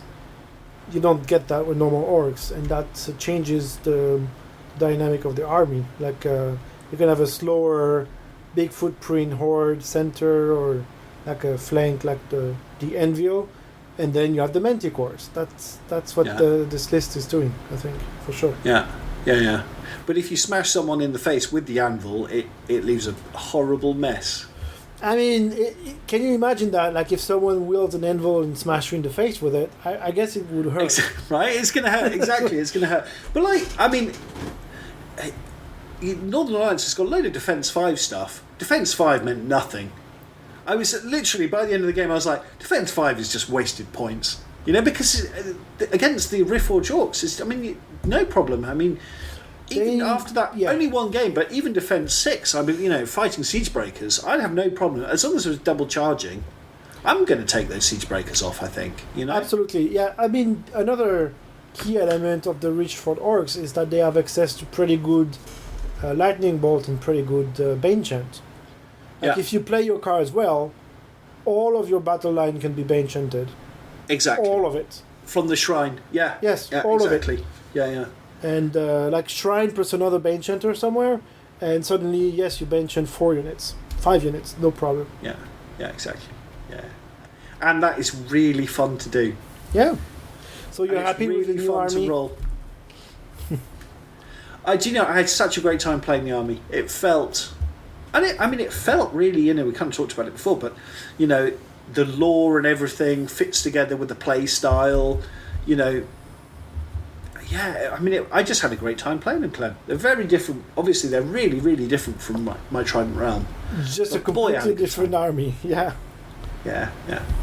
And that was always the problem. I had a very specific Trident Realm army, I should add that. It was basically all Naiads all the time. I didn't want to take anything... didn't take any gigas. There's loads of options, right? But I always went Naiad, so my hammer was the worm riding Naiads. Right, so and they would usually let me down, even though they hit on 3s. They'd usually find a way to disappoint me. So the difference between that and everything's dead. Everything I charged has just died. That's massive. Yeah, that's not what Trident Realm does for sure. So that does make a big difference. Yeah, so it was a super, super fun game. I had a brilliant time playing it. Really, as I said, I really enjoyed the new army. It felt really satisfying. It almost felt like I had my little mini game going on, but it was very quick to do, with my, now Bane Chant him. Okay, how are we doing with the world charges this turn? It felt like I was in a casino pulling the plug. Come on, I need to get 3 lemons in a row or something like that. Nice. Like, come on. Let's see me charging. And there was, I think, in the final turn, I could have charged the human clansman, and I thought, I'll if I charge the snow trolls, I'll definitely kill the snow trolls. And then I worked out at the end, I should have charged the human clansman because I'm doing crazy amounts of damage here. It was, but super, super fun to play. And it was a very tense game. I think I definitely had the upper hand, and that's partly my fault because I created both lists, so I very much have to caveat that by saying that. But I was really happy that I didn't lose concentration and make a stupid mistake. Mm-hmm. I kept the pressure up. I kept doing the right things. Like the boring things that just every turn puts my opponent in a slightly worse position than he is this turn. He has to make slightly crappier decisions. I didn't rush in, and I thought, well, look, I'm either going to win this on turn 6 or 7 or lose it on turn 6 and 7. So I've still got time. And some of the Hellstrike Manticores, a horde of them, they almost got killed. They've been shot quite a lot. They got charged by the Chimera. So I just went and sat them behind a hill where they couldn't get shot anymore. And then just on turn 6, I just flew them back onto the scoring objective. And it didn't go to turn 7. But by that point, I had a ridiculous amount of unit strength. Yeah. Yeah, I mean, that's the other thing that they do well, right? Like, they punch you in the face, and they do have a lot of nerve, these orcs. So, yeah, I think it's a good list. Good list that's fun to play. Yeah. Really fun. Yeah. So I was really happy. I can't wait to the next game. I have made some plans. I haven't made a note of it, but I have made some plans. Trent also met up with Sebastian. I mentioned Sebastian, but he'd already been in touch with him, who's one of the main guys down in Mannheim. So that's a big Kings of War region for Germany. So Trent played a game with Sebastian. So Sebastian plays Night Stalkers and Forces of the Abyss. Interesting. Yeah. I support this choice of armies. So I know Trent had a particularly rough ride playing against Sebastian as well, but he had a good time, so that's the important thing. Yeah. So hopefully when Trent gets his armies, he was trying to show me what he thinks is a particularly filthy undead list. So nice. I think his revenge is coming. So when he gets his stuff, and to be fair, right? If someone just gave you a list and goes, right, you're playing Northern Alliance, or you're playing Forces of the Abyss today, good luck. Like. Yeah, I mean, it's a bit of a challenge. Again? It's a bit of a challenge for sure. Yeah. Yeah, for sure. Yeah. Cool, but we had fun, and that's the most important thing. And he's such a gentleman, like just a nice guy. It's so common in Kings of War where people are just really nice. Yeah, we'd rather have a good experience than push something. That sounds like a really good time. Also, I think the Dominate scenario is a really bloody one. Because it's really cruel how you score. Like, you really just have to go and punch faces, and always is. It's a great scenario. I like it a lot, but I lost really 2 troops of Tundra Wolves. Yeah. I did. It's always super tense, super on the edge. I feel. Yeah, nice. I also played the Kings of War game, by the way, since the gaming day weekend. Remember Marcus from the gaming day? He was still around in Berlin, and nice. So he came over and borrowed my Forces of the Abyss models, and played against my Night Stalker, like my standard tournament army. And, awesome. Using his own Forces of the Abyss list, because he also owns some Abyssals.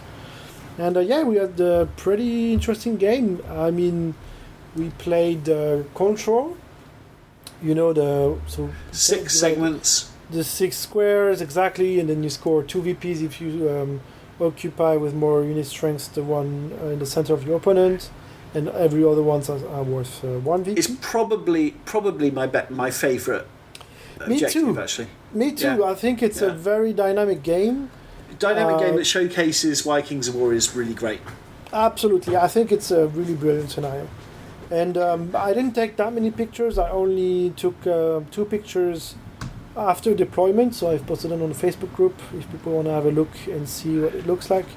You are having too much fun. Too much fun. Yeah. Actually, it was an interesting game because So on one flank, I deployed my 2 hordes of fiends, and the hero on the fiend as well, and some flyers. And in front of me, and I thought, okay, that's my punchy side. Like it's pretty fast. I have the Brew of Sharpness, the portion of the Caterpillar on the other one, so they really punch faces.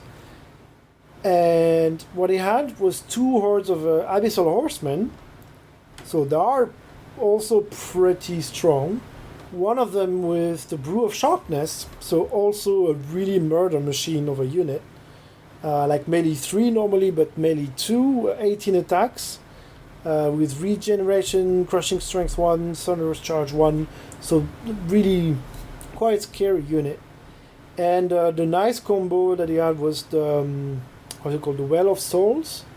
You know, like it's one of the flyers from the Abyssals. And what this guy can do is like a dash 20 unit or something. It has drain life 5 or something crazy like this. But it also, during the shooting phase, it can basically soul drain damage from friendly units. Meaning the 2 units of horsemen are almost impossible to kill. Right. Because if you do not one-shoot them, they will regenerate on 5s, but still they regenerate. Yeah. And whatever they didn't regenerate, you can transfer on the flyer that you basically will not get in melee right away, and it's dash 20, so you can transfer 4 or 5 damage each turn to it. It's not a big deal, but it is a huge difference for the survivability of the horsemen. Yeah. And so I thought that was my strong flank. Actually, it was not. And so I was kind of in a difficult position on that front, on that flank. In the center, I had my 2 hordes of the Scarecrows and my Terror, so it's basically just to hold grounds. And he had a horde of lower Abyssals and a Fiend, so sort of similar, like a not super punchy kind of block of nerve, with also a Warlock behind them to inspire and try to shoot a little bit, or I don't remember what he would try to do with it. And on the other flank, which I thought was kind of my weak flank, I had my 2 other Soul Flayers and my Dragon. And facing, he had 2 Succubi, another Fiend, and some Gargoyles. And I thought, okay, so that flank I'm weaker, so it's going to be a bit tough. And actually, I was stronger because I also had the Mind Screeches not too far from it. And the Mind Screeches just destroyed the Succubi, because I know, as a Forces of the Abyss player, the Succubi... Shoot off the Succubi, right? Shoot them, and there's not much the Forces of the Abyss player can do about it.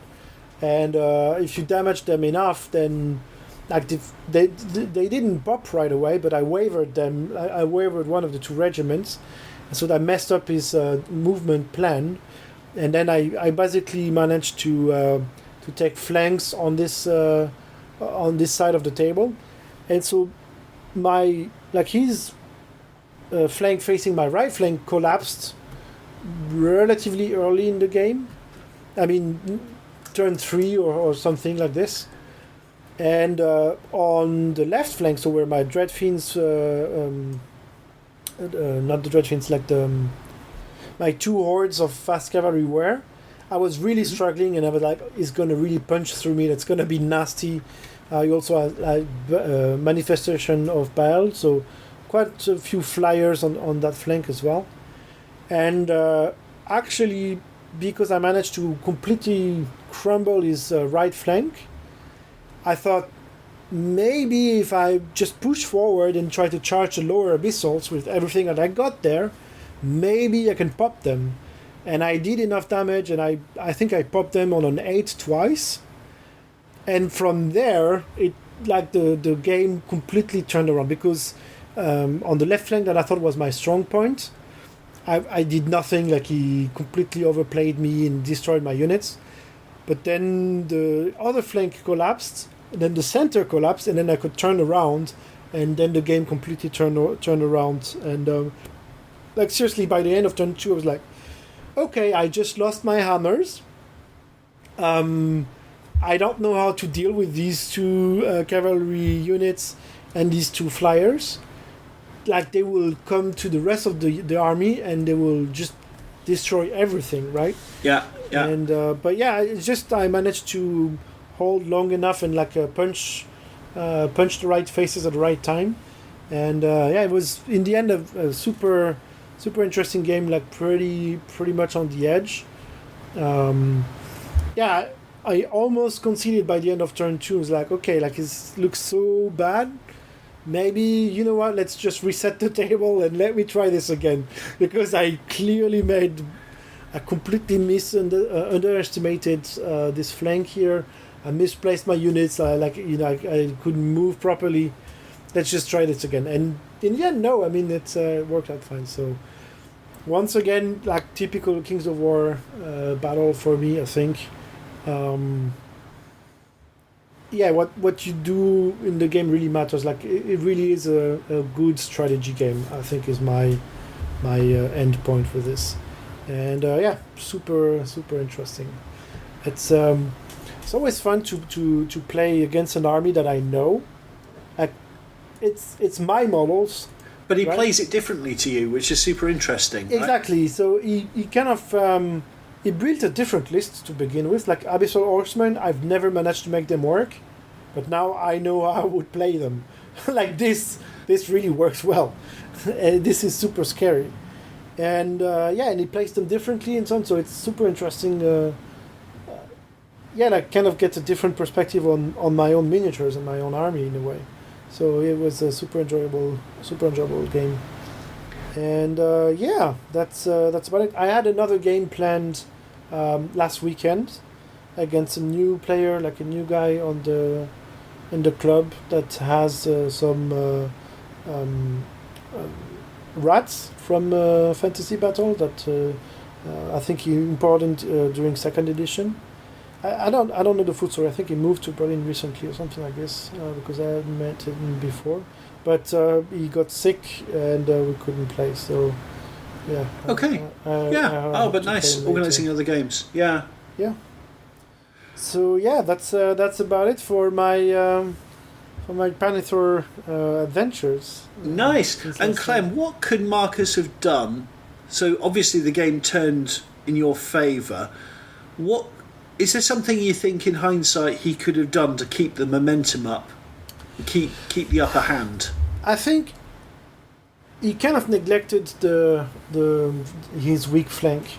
I was a bit surprised because he deployed his Warlock far away from the Succubi, and from my experience, the Succubi on their own they just don't punch enough. And what I ended up doing in my list is you need 2 regiments with the Pathfinder upgrade, and you need a Warlock to inspire them and to Banechant them. Yeah. If you don't do that, they just can't do enough. And that's exactly what happened. Are they 20 attacks hitting on 3s with no crush strength? Am I remembering that right? 25. Yeah, 20. So many 3, yep. Speed 6, defense 3, 20 attacks, 14, 16, and Ensnare, Fury, Stealthy, and Pathfinder if you pay for the upgrade. And so without any crushing or anything, yeah. It's just not enough. Without help, yeah. Yeah, they how many points are there, Clem? The base is 165. 165, and how much for the Pathfinder upgrade? It's 20 more, so 185 to get the Ensnare, Fury, Stealthy Pathfinder version. I think it's to some extent you've got to build around that, right? But there's some armies that, maybe Kingdoms of Men or rats or goblins, where just high volume of good attacks will just melt things, right? Maybe you don't need the crushing strength, but then if you've got the Warlock there, you've got the option, right? Yeah, you've got flexibility. It does help. I think they're really targeted missiles. Like, they are scary. Like, I had this happen to me quite a few times when I was playing as the Forces of the Beast player. Turn 1, turn 2, even turn 3 sometimes, before you make contacts, your opponent is scared of the Succubis because you don't want to take them to the face. Yeah. You don't want to have your hammer blocked against ensnaring units. I was just about to say the fact they have ensnare actually makes a big deal, right? Absolutely, yeah, because there are Pathfinder and ensnare, so obviously you will run through forests and position them so that the only charge that you can take against them is front into difficult terrain. And no one wants to take that, right? And so, yeah, usually they're scarier than they actually are. And so you need to kind of wield that threat and force your opponent to kind of find, how can I get a flank against those ones? And then try to move around and not commit to the charges and kind of scream louder that you can actually hurt them. And maybe sometimes you're lucky, or sometimes they just give up and say, okay, I'm never going to punch through those ones, so let me run away. And then you move 6 Pathfinder, and so you can catch flanks maybe, or redeploy them. But I think one of the mistakes is really he sort of abandoned that flank. He didn't push forward properly. I probably would have deployed another flyer there.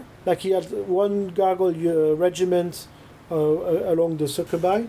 I would have put the Manifestation of Baal there, because Manifestation of Baal is potentially a good counter to my dragon and to Soul Flayers. Where did the Abyssal Horsemen go after they smashed your flank? Did they go into the centre? So that's the trick. It took them a while to go through everything, and there was terrain, and so they were kind of blocked, right? They didn't manage to run back toward my center. So in the end, it was really a question of speed.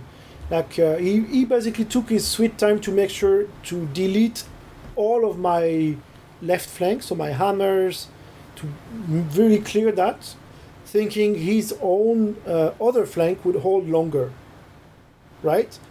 Right. But I managed to destroy this one turn earlier. I also got a lucky nerve at some point. I don't remember which unit on this flank I popped on a quite lucky, on a 9 twice or something like this. And then the cavalry was not positioned well to get back to the center, because he thought, I have another couple of turns before I go and I wipe down the rest of the table. But nope, the other stuff didn't hold long enough. And I think he didn't expect this stuff to pop. And that was probably the mistake, to not play it conservatively enough, given that his plan was to really focus his forces on the other side. Sounds like Marcus is a good player who's probably a little bit inexperienced with this army and got a little bit unlucky too, I would say. Yeah, there's something like this. Yeah. Definitely got a bit unlucky on that one nerve, popping a unit and then getting flanks the turn after really made a big difference. I think he was also unlucky because I know this army quite well. I've played Forces of the East more often than he did. And that definitely helps when you face them, because I kind of know how things can work together. You have a good sense of the probability of things happening. Yeah. I mean, I know what Succubis can do and how you what you fear the most when you play them, and so I know exactly where to hit them to hurt them. Yeah, exactly. You see what I mean? Spots. Funnily enough, so Manuel, who I played a month or so ago, we played Deadzone. Before our game of Firefight, I played against Plague. He's also a Forces of the Abyss player, Kings of War. Very, very good player and very fun guy to play with. And we had a very similar game. It was my Trident Realm against his Forces of the Abyss. And, turn 1, 2. I think it's a long time ago now, but I shot off his Succubi, exactly as you're saying, with my Heart Piercers. Wavered one, killed the other, then killed that one. And then he had 2 regiments of the really scary horsemen, but I seem to remember there was blocking terrain, so he went wider than he wanted to, so he came right round my flank, which I just left. I was like, fine, you're just running through empty map, that's fine. It's just costing you time. I ended up running a knocker out, which has got Pathfinder to slow one down. Mm-hmm. Actually, to be honest, the knocker was really unlucky not to kill that. The knocker did really, really well. And then by the time the forces, these horsemen came round, it was just too late. I'd won the battle in the middle. they ate a load of heart piercer bolts, and then the one that survived that was held up by the knucker, I just wind blasted it with Ector out of charge range. Yep, and that's it. Job done. Yeah. That's a nasty combination for sure. Man, this is a fun game. Really is. Yeah. Cool. Any more plans to play soon, Clem? Kings of War? Not really. I'm going again on vacation tomorrow. No, in 2 days actually. So tomorrow is packing day, and I come back end of August, like the 22nd or something like this. So until then, no real plan to play or do any hobby. But my next thing. I'm not 100% sure. I mean, I have the ogres that I still kind of want to push a bit forward, but I'm not too excited to play them, so I'm not sure if that's going to happen anytime soon. I kind of want to do a second 10mm Kings of War army, so that could be a quick monthly project or something, or a couple of months maybe if I take my time. But yeah, otherwise, I don't know.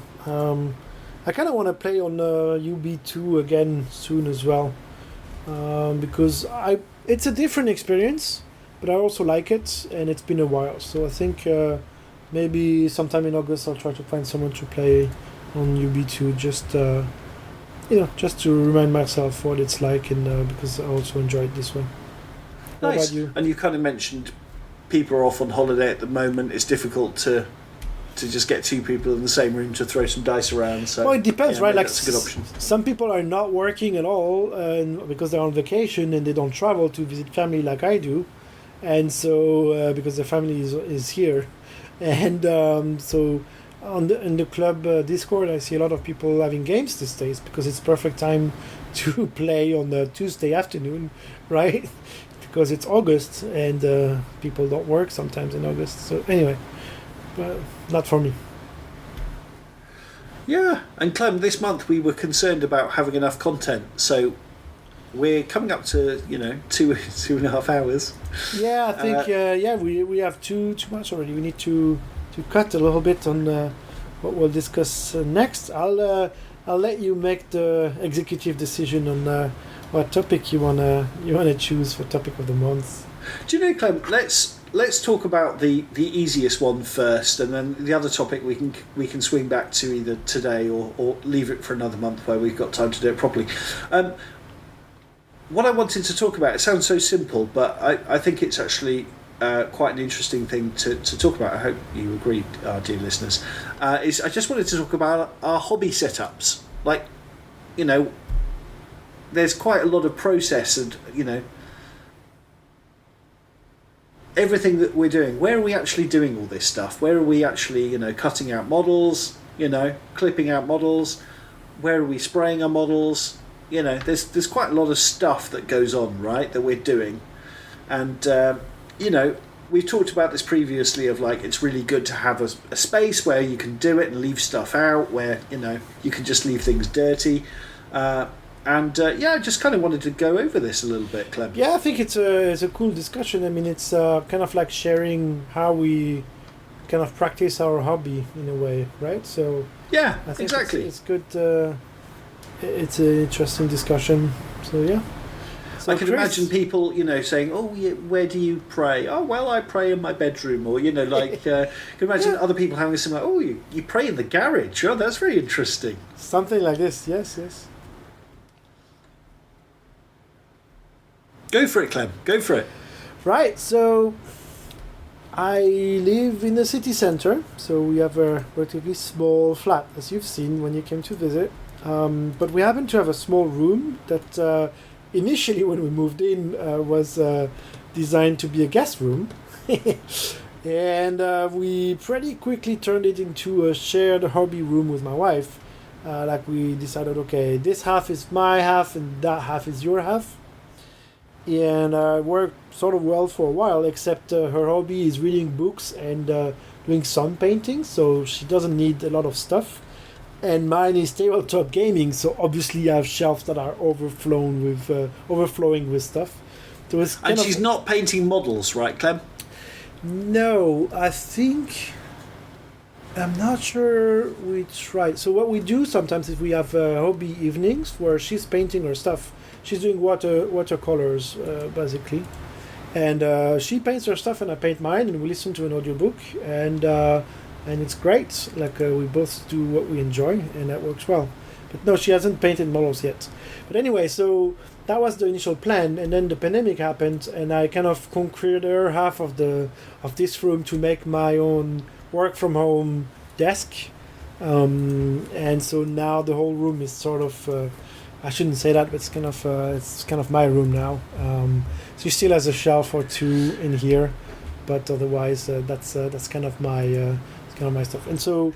Yeah, Clem, there's no way Sarah is going to listen to this for 2 hours and 29 minutes. I think you're safe. If you just said it in the first 5 minutes, I'd be worried for you. But... She rightfully so complains about it already, so that's all right.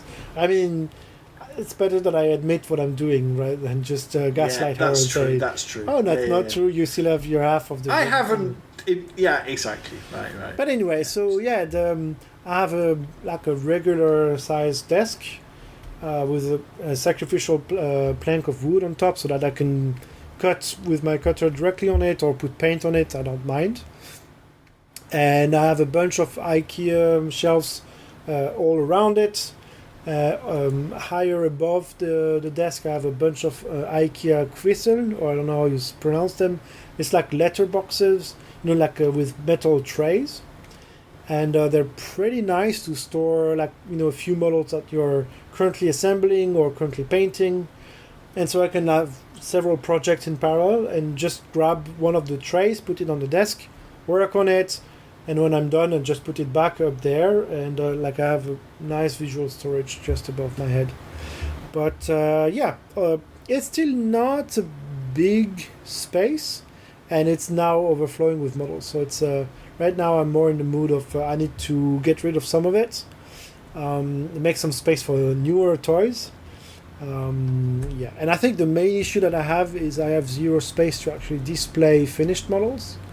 I didn't think of putting one, glass cabinet or something like this, and I don't really have enough shelf space in my current organization to have, proper not even with tons of lighting or so on, but just displaying a nice finished army. And so it's kind of a pain at the moment. That's my hobby room, hobby organization. And where do you do your airbrushing? And have you got a system for priming models? Yeah, so same place. I bought the foldable hood, ventilation aspiration hood for the airbrush. It's not extremely efficient, but it kind of does contain the paint particles into one area. So it's kind of like an expensive cardboard box, to be honest, but at least it has integrated LED lights, and so that part is nice. And so yeah, I just do the airbrushing on this desk. My resin printer also, I have a Mars 2. I don't really have space to have it always out on the desk. It would occupy most of my desk, and that feels a bit stupid. So it's on a shelf most of the time. And when I need to 3D print something, I just set up my hobby desk for 3D printing. I 3D print for 24 hours or 48 hours. I do a few batches of 3D printing, and then put everything back on the shelf and get back to priming and painting and assembling and so on. So nice. Yeah. And Clem, have you got a good solution for just, when you start, let's say for example you open up a box of Marauders and you get 6 models in, and then you've got 4 arms that you haven't yet glued on, a couple of heads. Have you got a good solution of what to do with that? So yeah, that's sort of what I mentioned earlier, right? The crystal, the IKEA letterbox trays. I try to always have 3 or 4 of them empty, and whenever I want to work on something new, I take one of those empty trays and I set it on the side of my desk, and then I will assemble stuff and blah blah blah.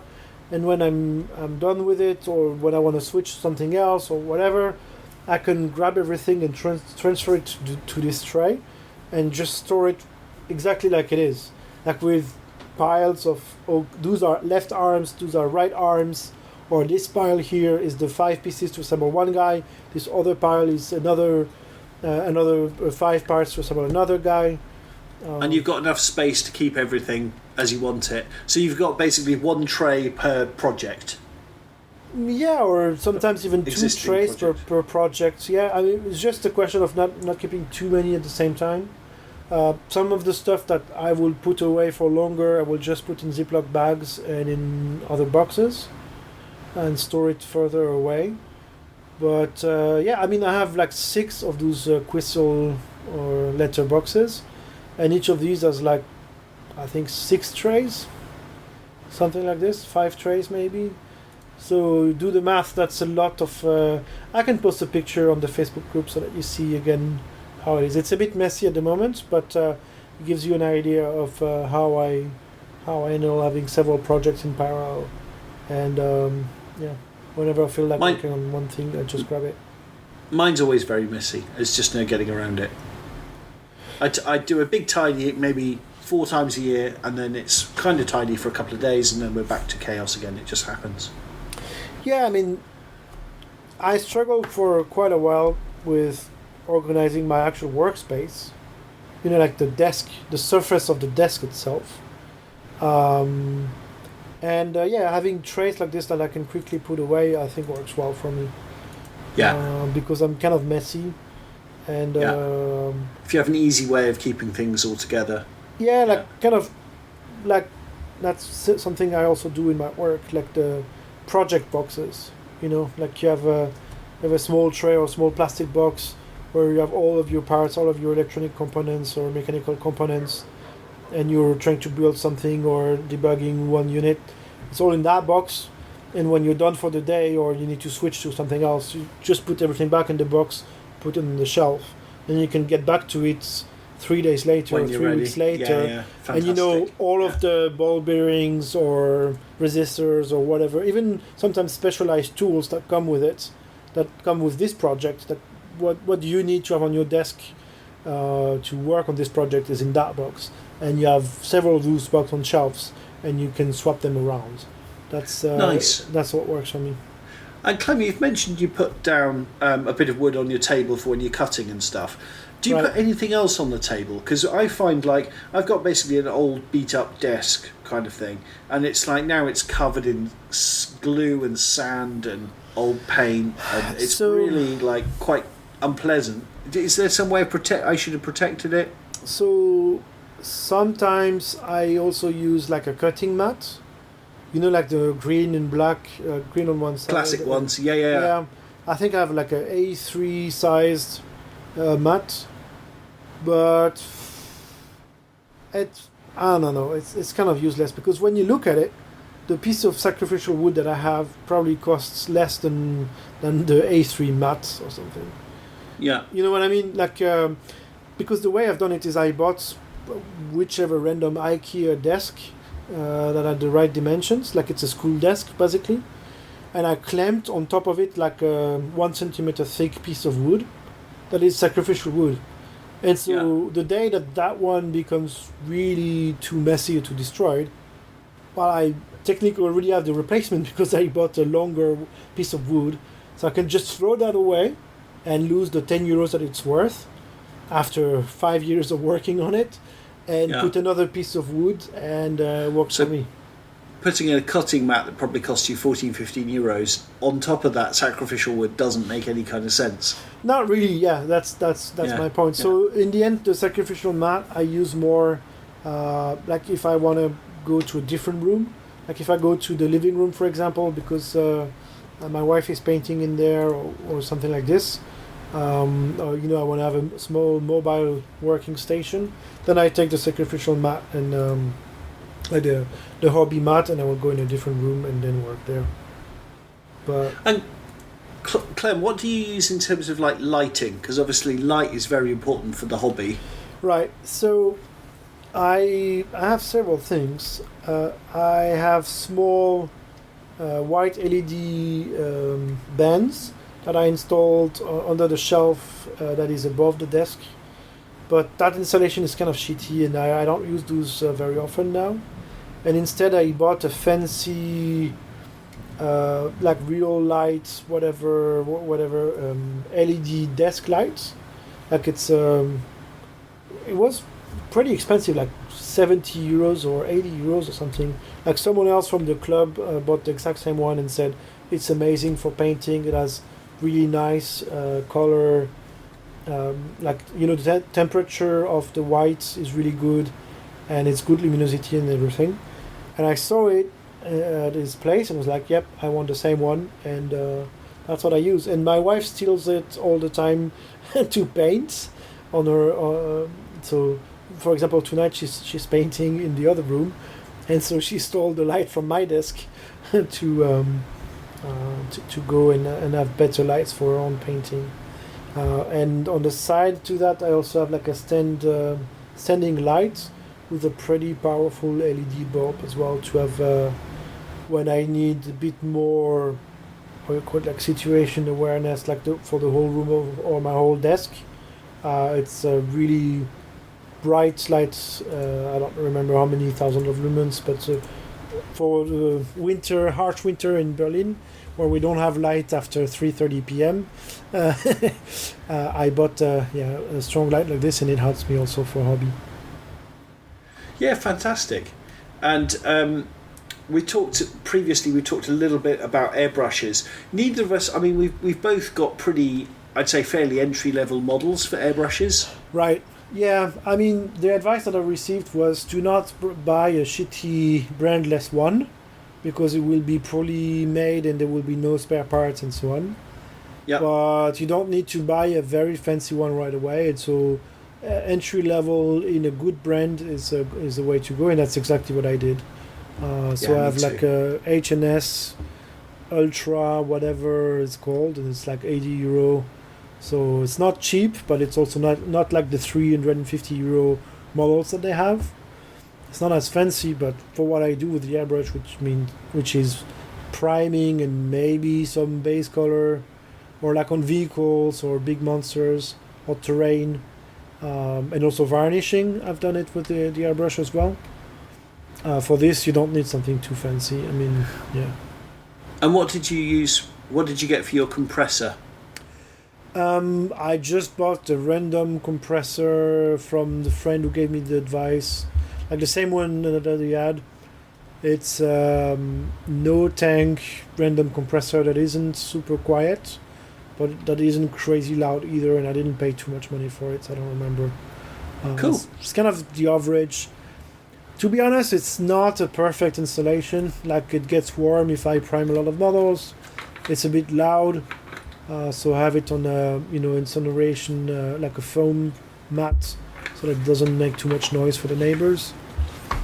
And it works great for me. Another very useful accessory that I use, and I know that you don't, is a face mask for the airbrush. I have a face mask. Yeah, but you don't use it.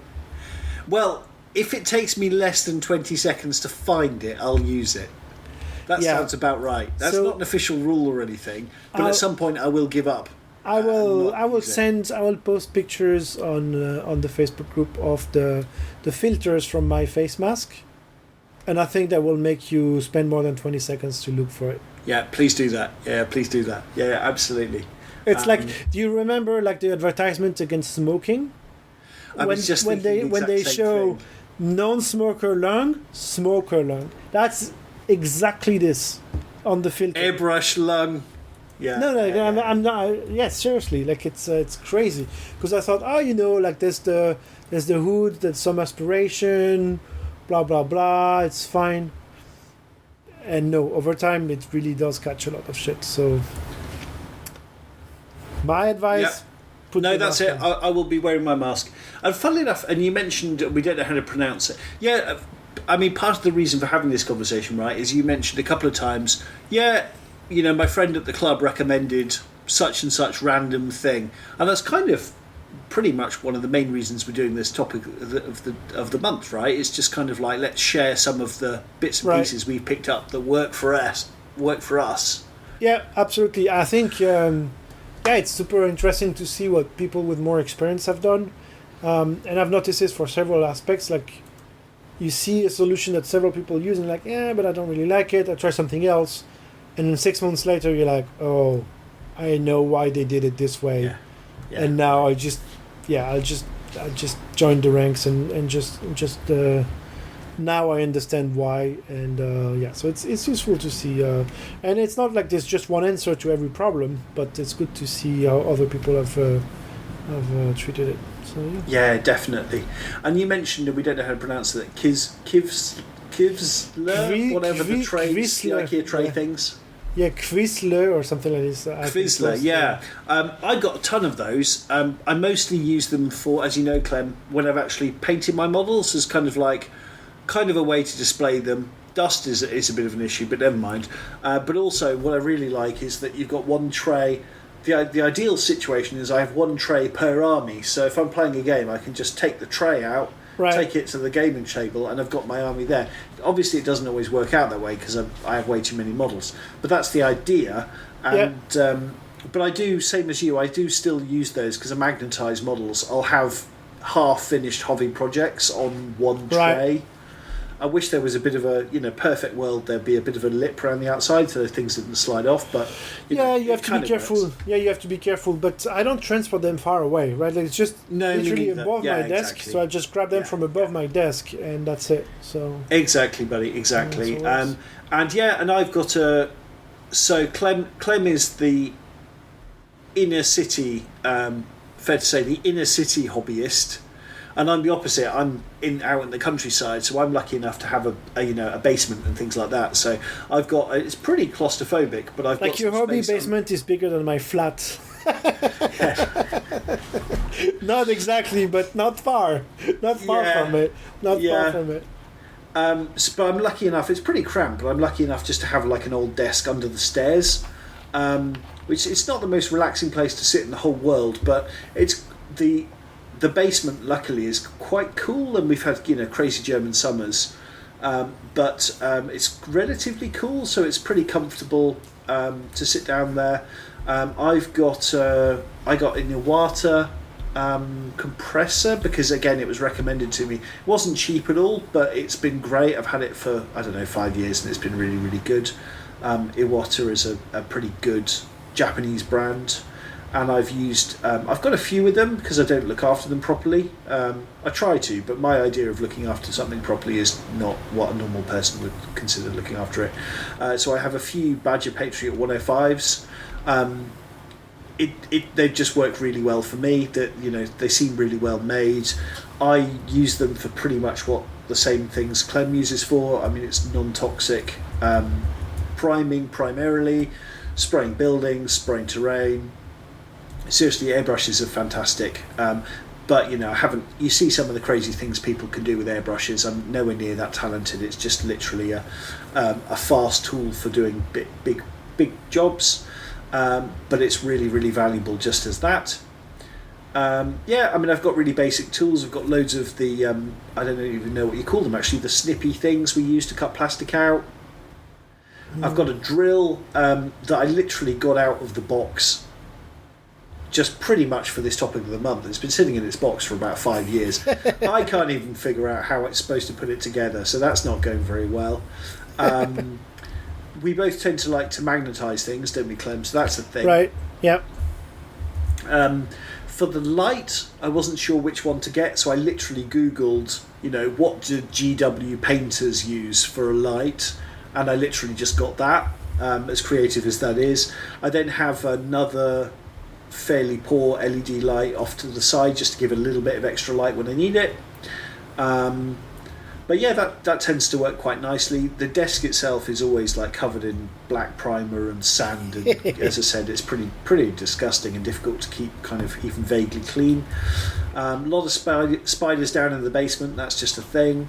And then so I'm sort of in the corridor downstairs. I've got some cheap, massive shelves, like these kind of metal and wood shelves up, where I've got kind of half-finished projects and stuff like that. And then I've got my my tiny little gaming room just also in the basement with a table in there and lots and lots of models on these kind of cheap shelves. So it's rough and ready. It's not a fancy setup, but it works. So it works, and everything was pretty cheap and robust and stuff. So yeah, and Clem, and we are again as always.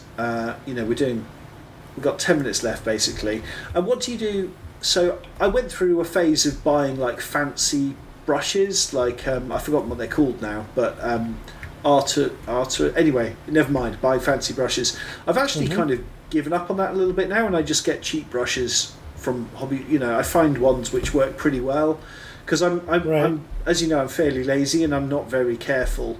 So I find if you get paint all the way down, what's the opposite of the tip? The base of the. I don't know. You're the native speaker. You should know. Yeah, I should know. No, 100%. I should know. I find if you get paint all the way down to the base of the bristles, it's over. No matter if it's a great brush or not, it kills brushes, and it's over. Nowhere near as careful as I should be because I'm just rushing to get everything done. So I find now, to be honest, I just get a big pack of cheap brushes. Yeah, that's a good point. I mean, I also never bought the super fancy ones, but I kind of buy like the intermediate levels. I think not the super cheap, like supermarkets. No, I don't get. That's fair. I don't get super cheap ones. In fairness, yeah. And so I think I do have some Games Workshop brushes still, but like Army Painter, I think also have a few that I like.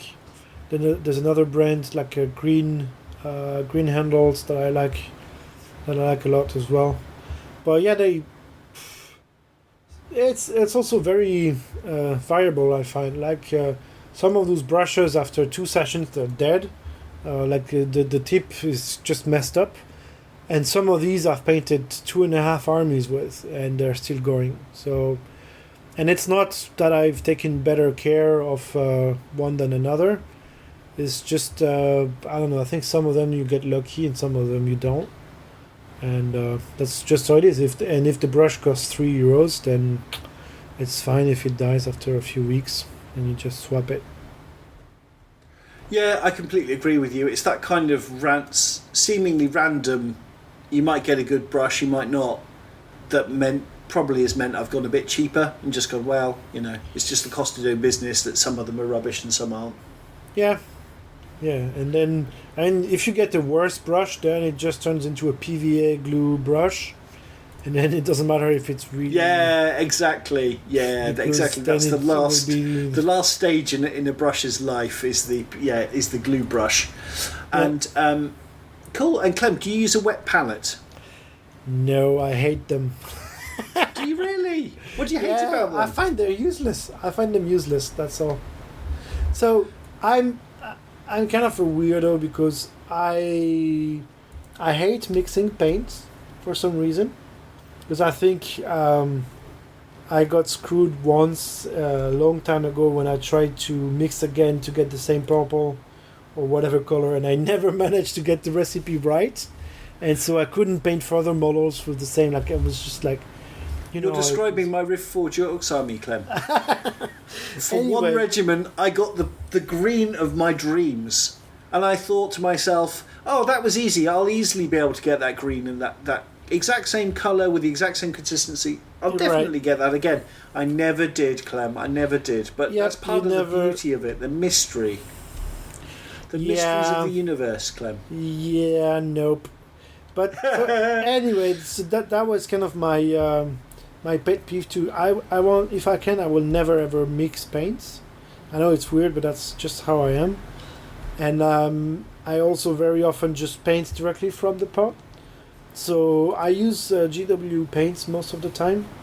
And so I will add some water to my brush and then adjust the consistency, on the top of the pot. Or if it's really bad, I would take more and just slap it on top of my wood desk, directly on the desk, and then quickly adjust the consistency that I need and just paint from there and be done with it. And the other aspect is these days, if I start a new project, I will 90% of the time just use contrast paints anyway. And you don't want to put contrast paints on a wet palette. So depends what you want to do. If you want to mix them, then you definitely do. Like Clem, I find that really interesting, right? Because the advice you've just given about, painting from the pot and just using the little lip, that is, I'm pretty sure if you looked on YouTube and went, what are top tips for beginners? And I bet that's number one, is don't paint from the pot. And actually, I think lots of people say the paint should have like a milky consistency. It should be more watery. That's the worst advice I was ever given. Because actually, that doesn't really work for me. And maybe it's a personal thing. Well, it works if you want to put two thin coats. If you want to put 2 thin coats, that's how you do it. But and sometimes that's what you do, right? For some colors, they just don't cover so well, or whatever you're trying to achieve. Sometimes that's what you need to do. But in general, I just prefer to adjust the consistency of my paint in a more direct manner, and I don't paint with thick paints, right? But I don't know. I like how it's called, like stapling. Like with still a wet brush. Stippling. Kind of dry brushing, but more targeted. Yeah. And for this, you need to have actually a paint that is not too wet, otherwise. Yeah, otherwise it doesn't work. Yeah. It doesn't work so well. So, and same for edge highlights. Like if your paint is too thin, it's just it looks bad. It'll run. Yeah. It runs away, or it doesn't cover when you get the perfect edge, and so you would have to do it 5 times. I don't know. It's just not for me. I understand if you mix colors. Yeah, you need the wet palette, but I don't like to mix colors. I work very hard to never have to mix colors, and so I don't use a wet palette. I think this is another topic of the month. So we've got lined up. We've got you and me arguing about Universal Battle. You like it, and I think it's rubbish. And then us arguing about, come on, Clem, start mixing your paints. No, it's pointless. So, just buy the colour you want to paint and paint from it. Dear listener, you've got that to look forward to. Yes. But to be honest, we're pretty much... there's plenty more gas in that explosion of a conversation, I think, of just talking about painting, right? I think there is. Another time. Another time. I mean, we've still got some stuff. We've still got some stuff in the notes. This is what happens when we have 12 pages of notes, dear listener. But...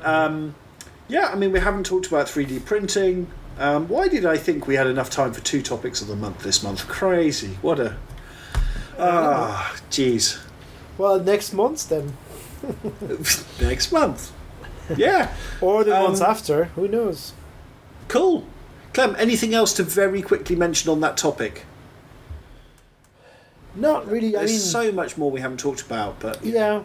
The one thing that I'm super curious about, because I've never had it and I think there's potential, is shared hobby space. We've talked about having a room at the gaming club that doesn't exist. Like, we don't have a space, like a physical room yet, but hopefully one day we will. And I wonder what it will look like when we have like shared hobby space and do a hobby night. Right now we do it on Discord, right? You have your camera on and you can do your hobby at home and chat with other people.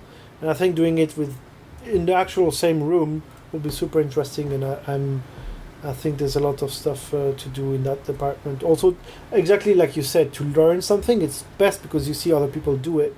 Or when you have a hard time with something, you can ask around. Maybe someone has more experience with it or can make you suggestions. So yeah, I find a lot of this hobby is knowing what corners to cut. Like what can you get away 100%. With? And there's loads of aspects to that. But a good example we were talking about earlier is don't get a cheap and nasty airbrush. You can't get away with getting a cheap and nasty airbrush. And it was the same with me with 3D printing. I'm sure we'll talk about it another time. But like, I tried to get really cheap 3D printer just to see, well, will I actually like it? And if you do that, you're in for a horrible time, and you're gonna hate it. Yeah, and it'll cost you more money in the long run because you'll have to, give that away because no one really wants the terrible cheap entry level one to get a better one. But anyway, Clem, we're pretty much at time, as I keep saying. Have we got any shout outs or anything you want to add before we wrap up? Not really. I mean, enjoy your vacation to anyone who has them, and see you next time, I guess. That's about it. I would just say, because I always forget to say this, if you like listening to the podcast, and I know there are people who do enjoy listening to our podcast, believe it or not, if you could, give us a 5-star review, that we would really appreciate it. If you could write a short review, that would be even better, and that really does make a difference. Apparently, something to do with the algorithm. I don't know, but apparently that really does help. So please, wherever you listen to this, and obviously tell people about it, spread the word. We would very much appreciate it. All good. Thanks, dear listener. Cheers, Clem. Cheers. Okay, I've stopped recording on the official thing. Hang on. Yep.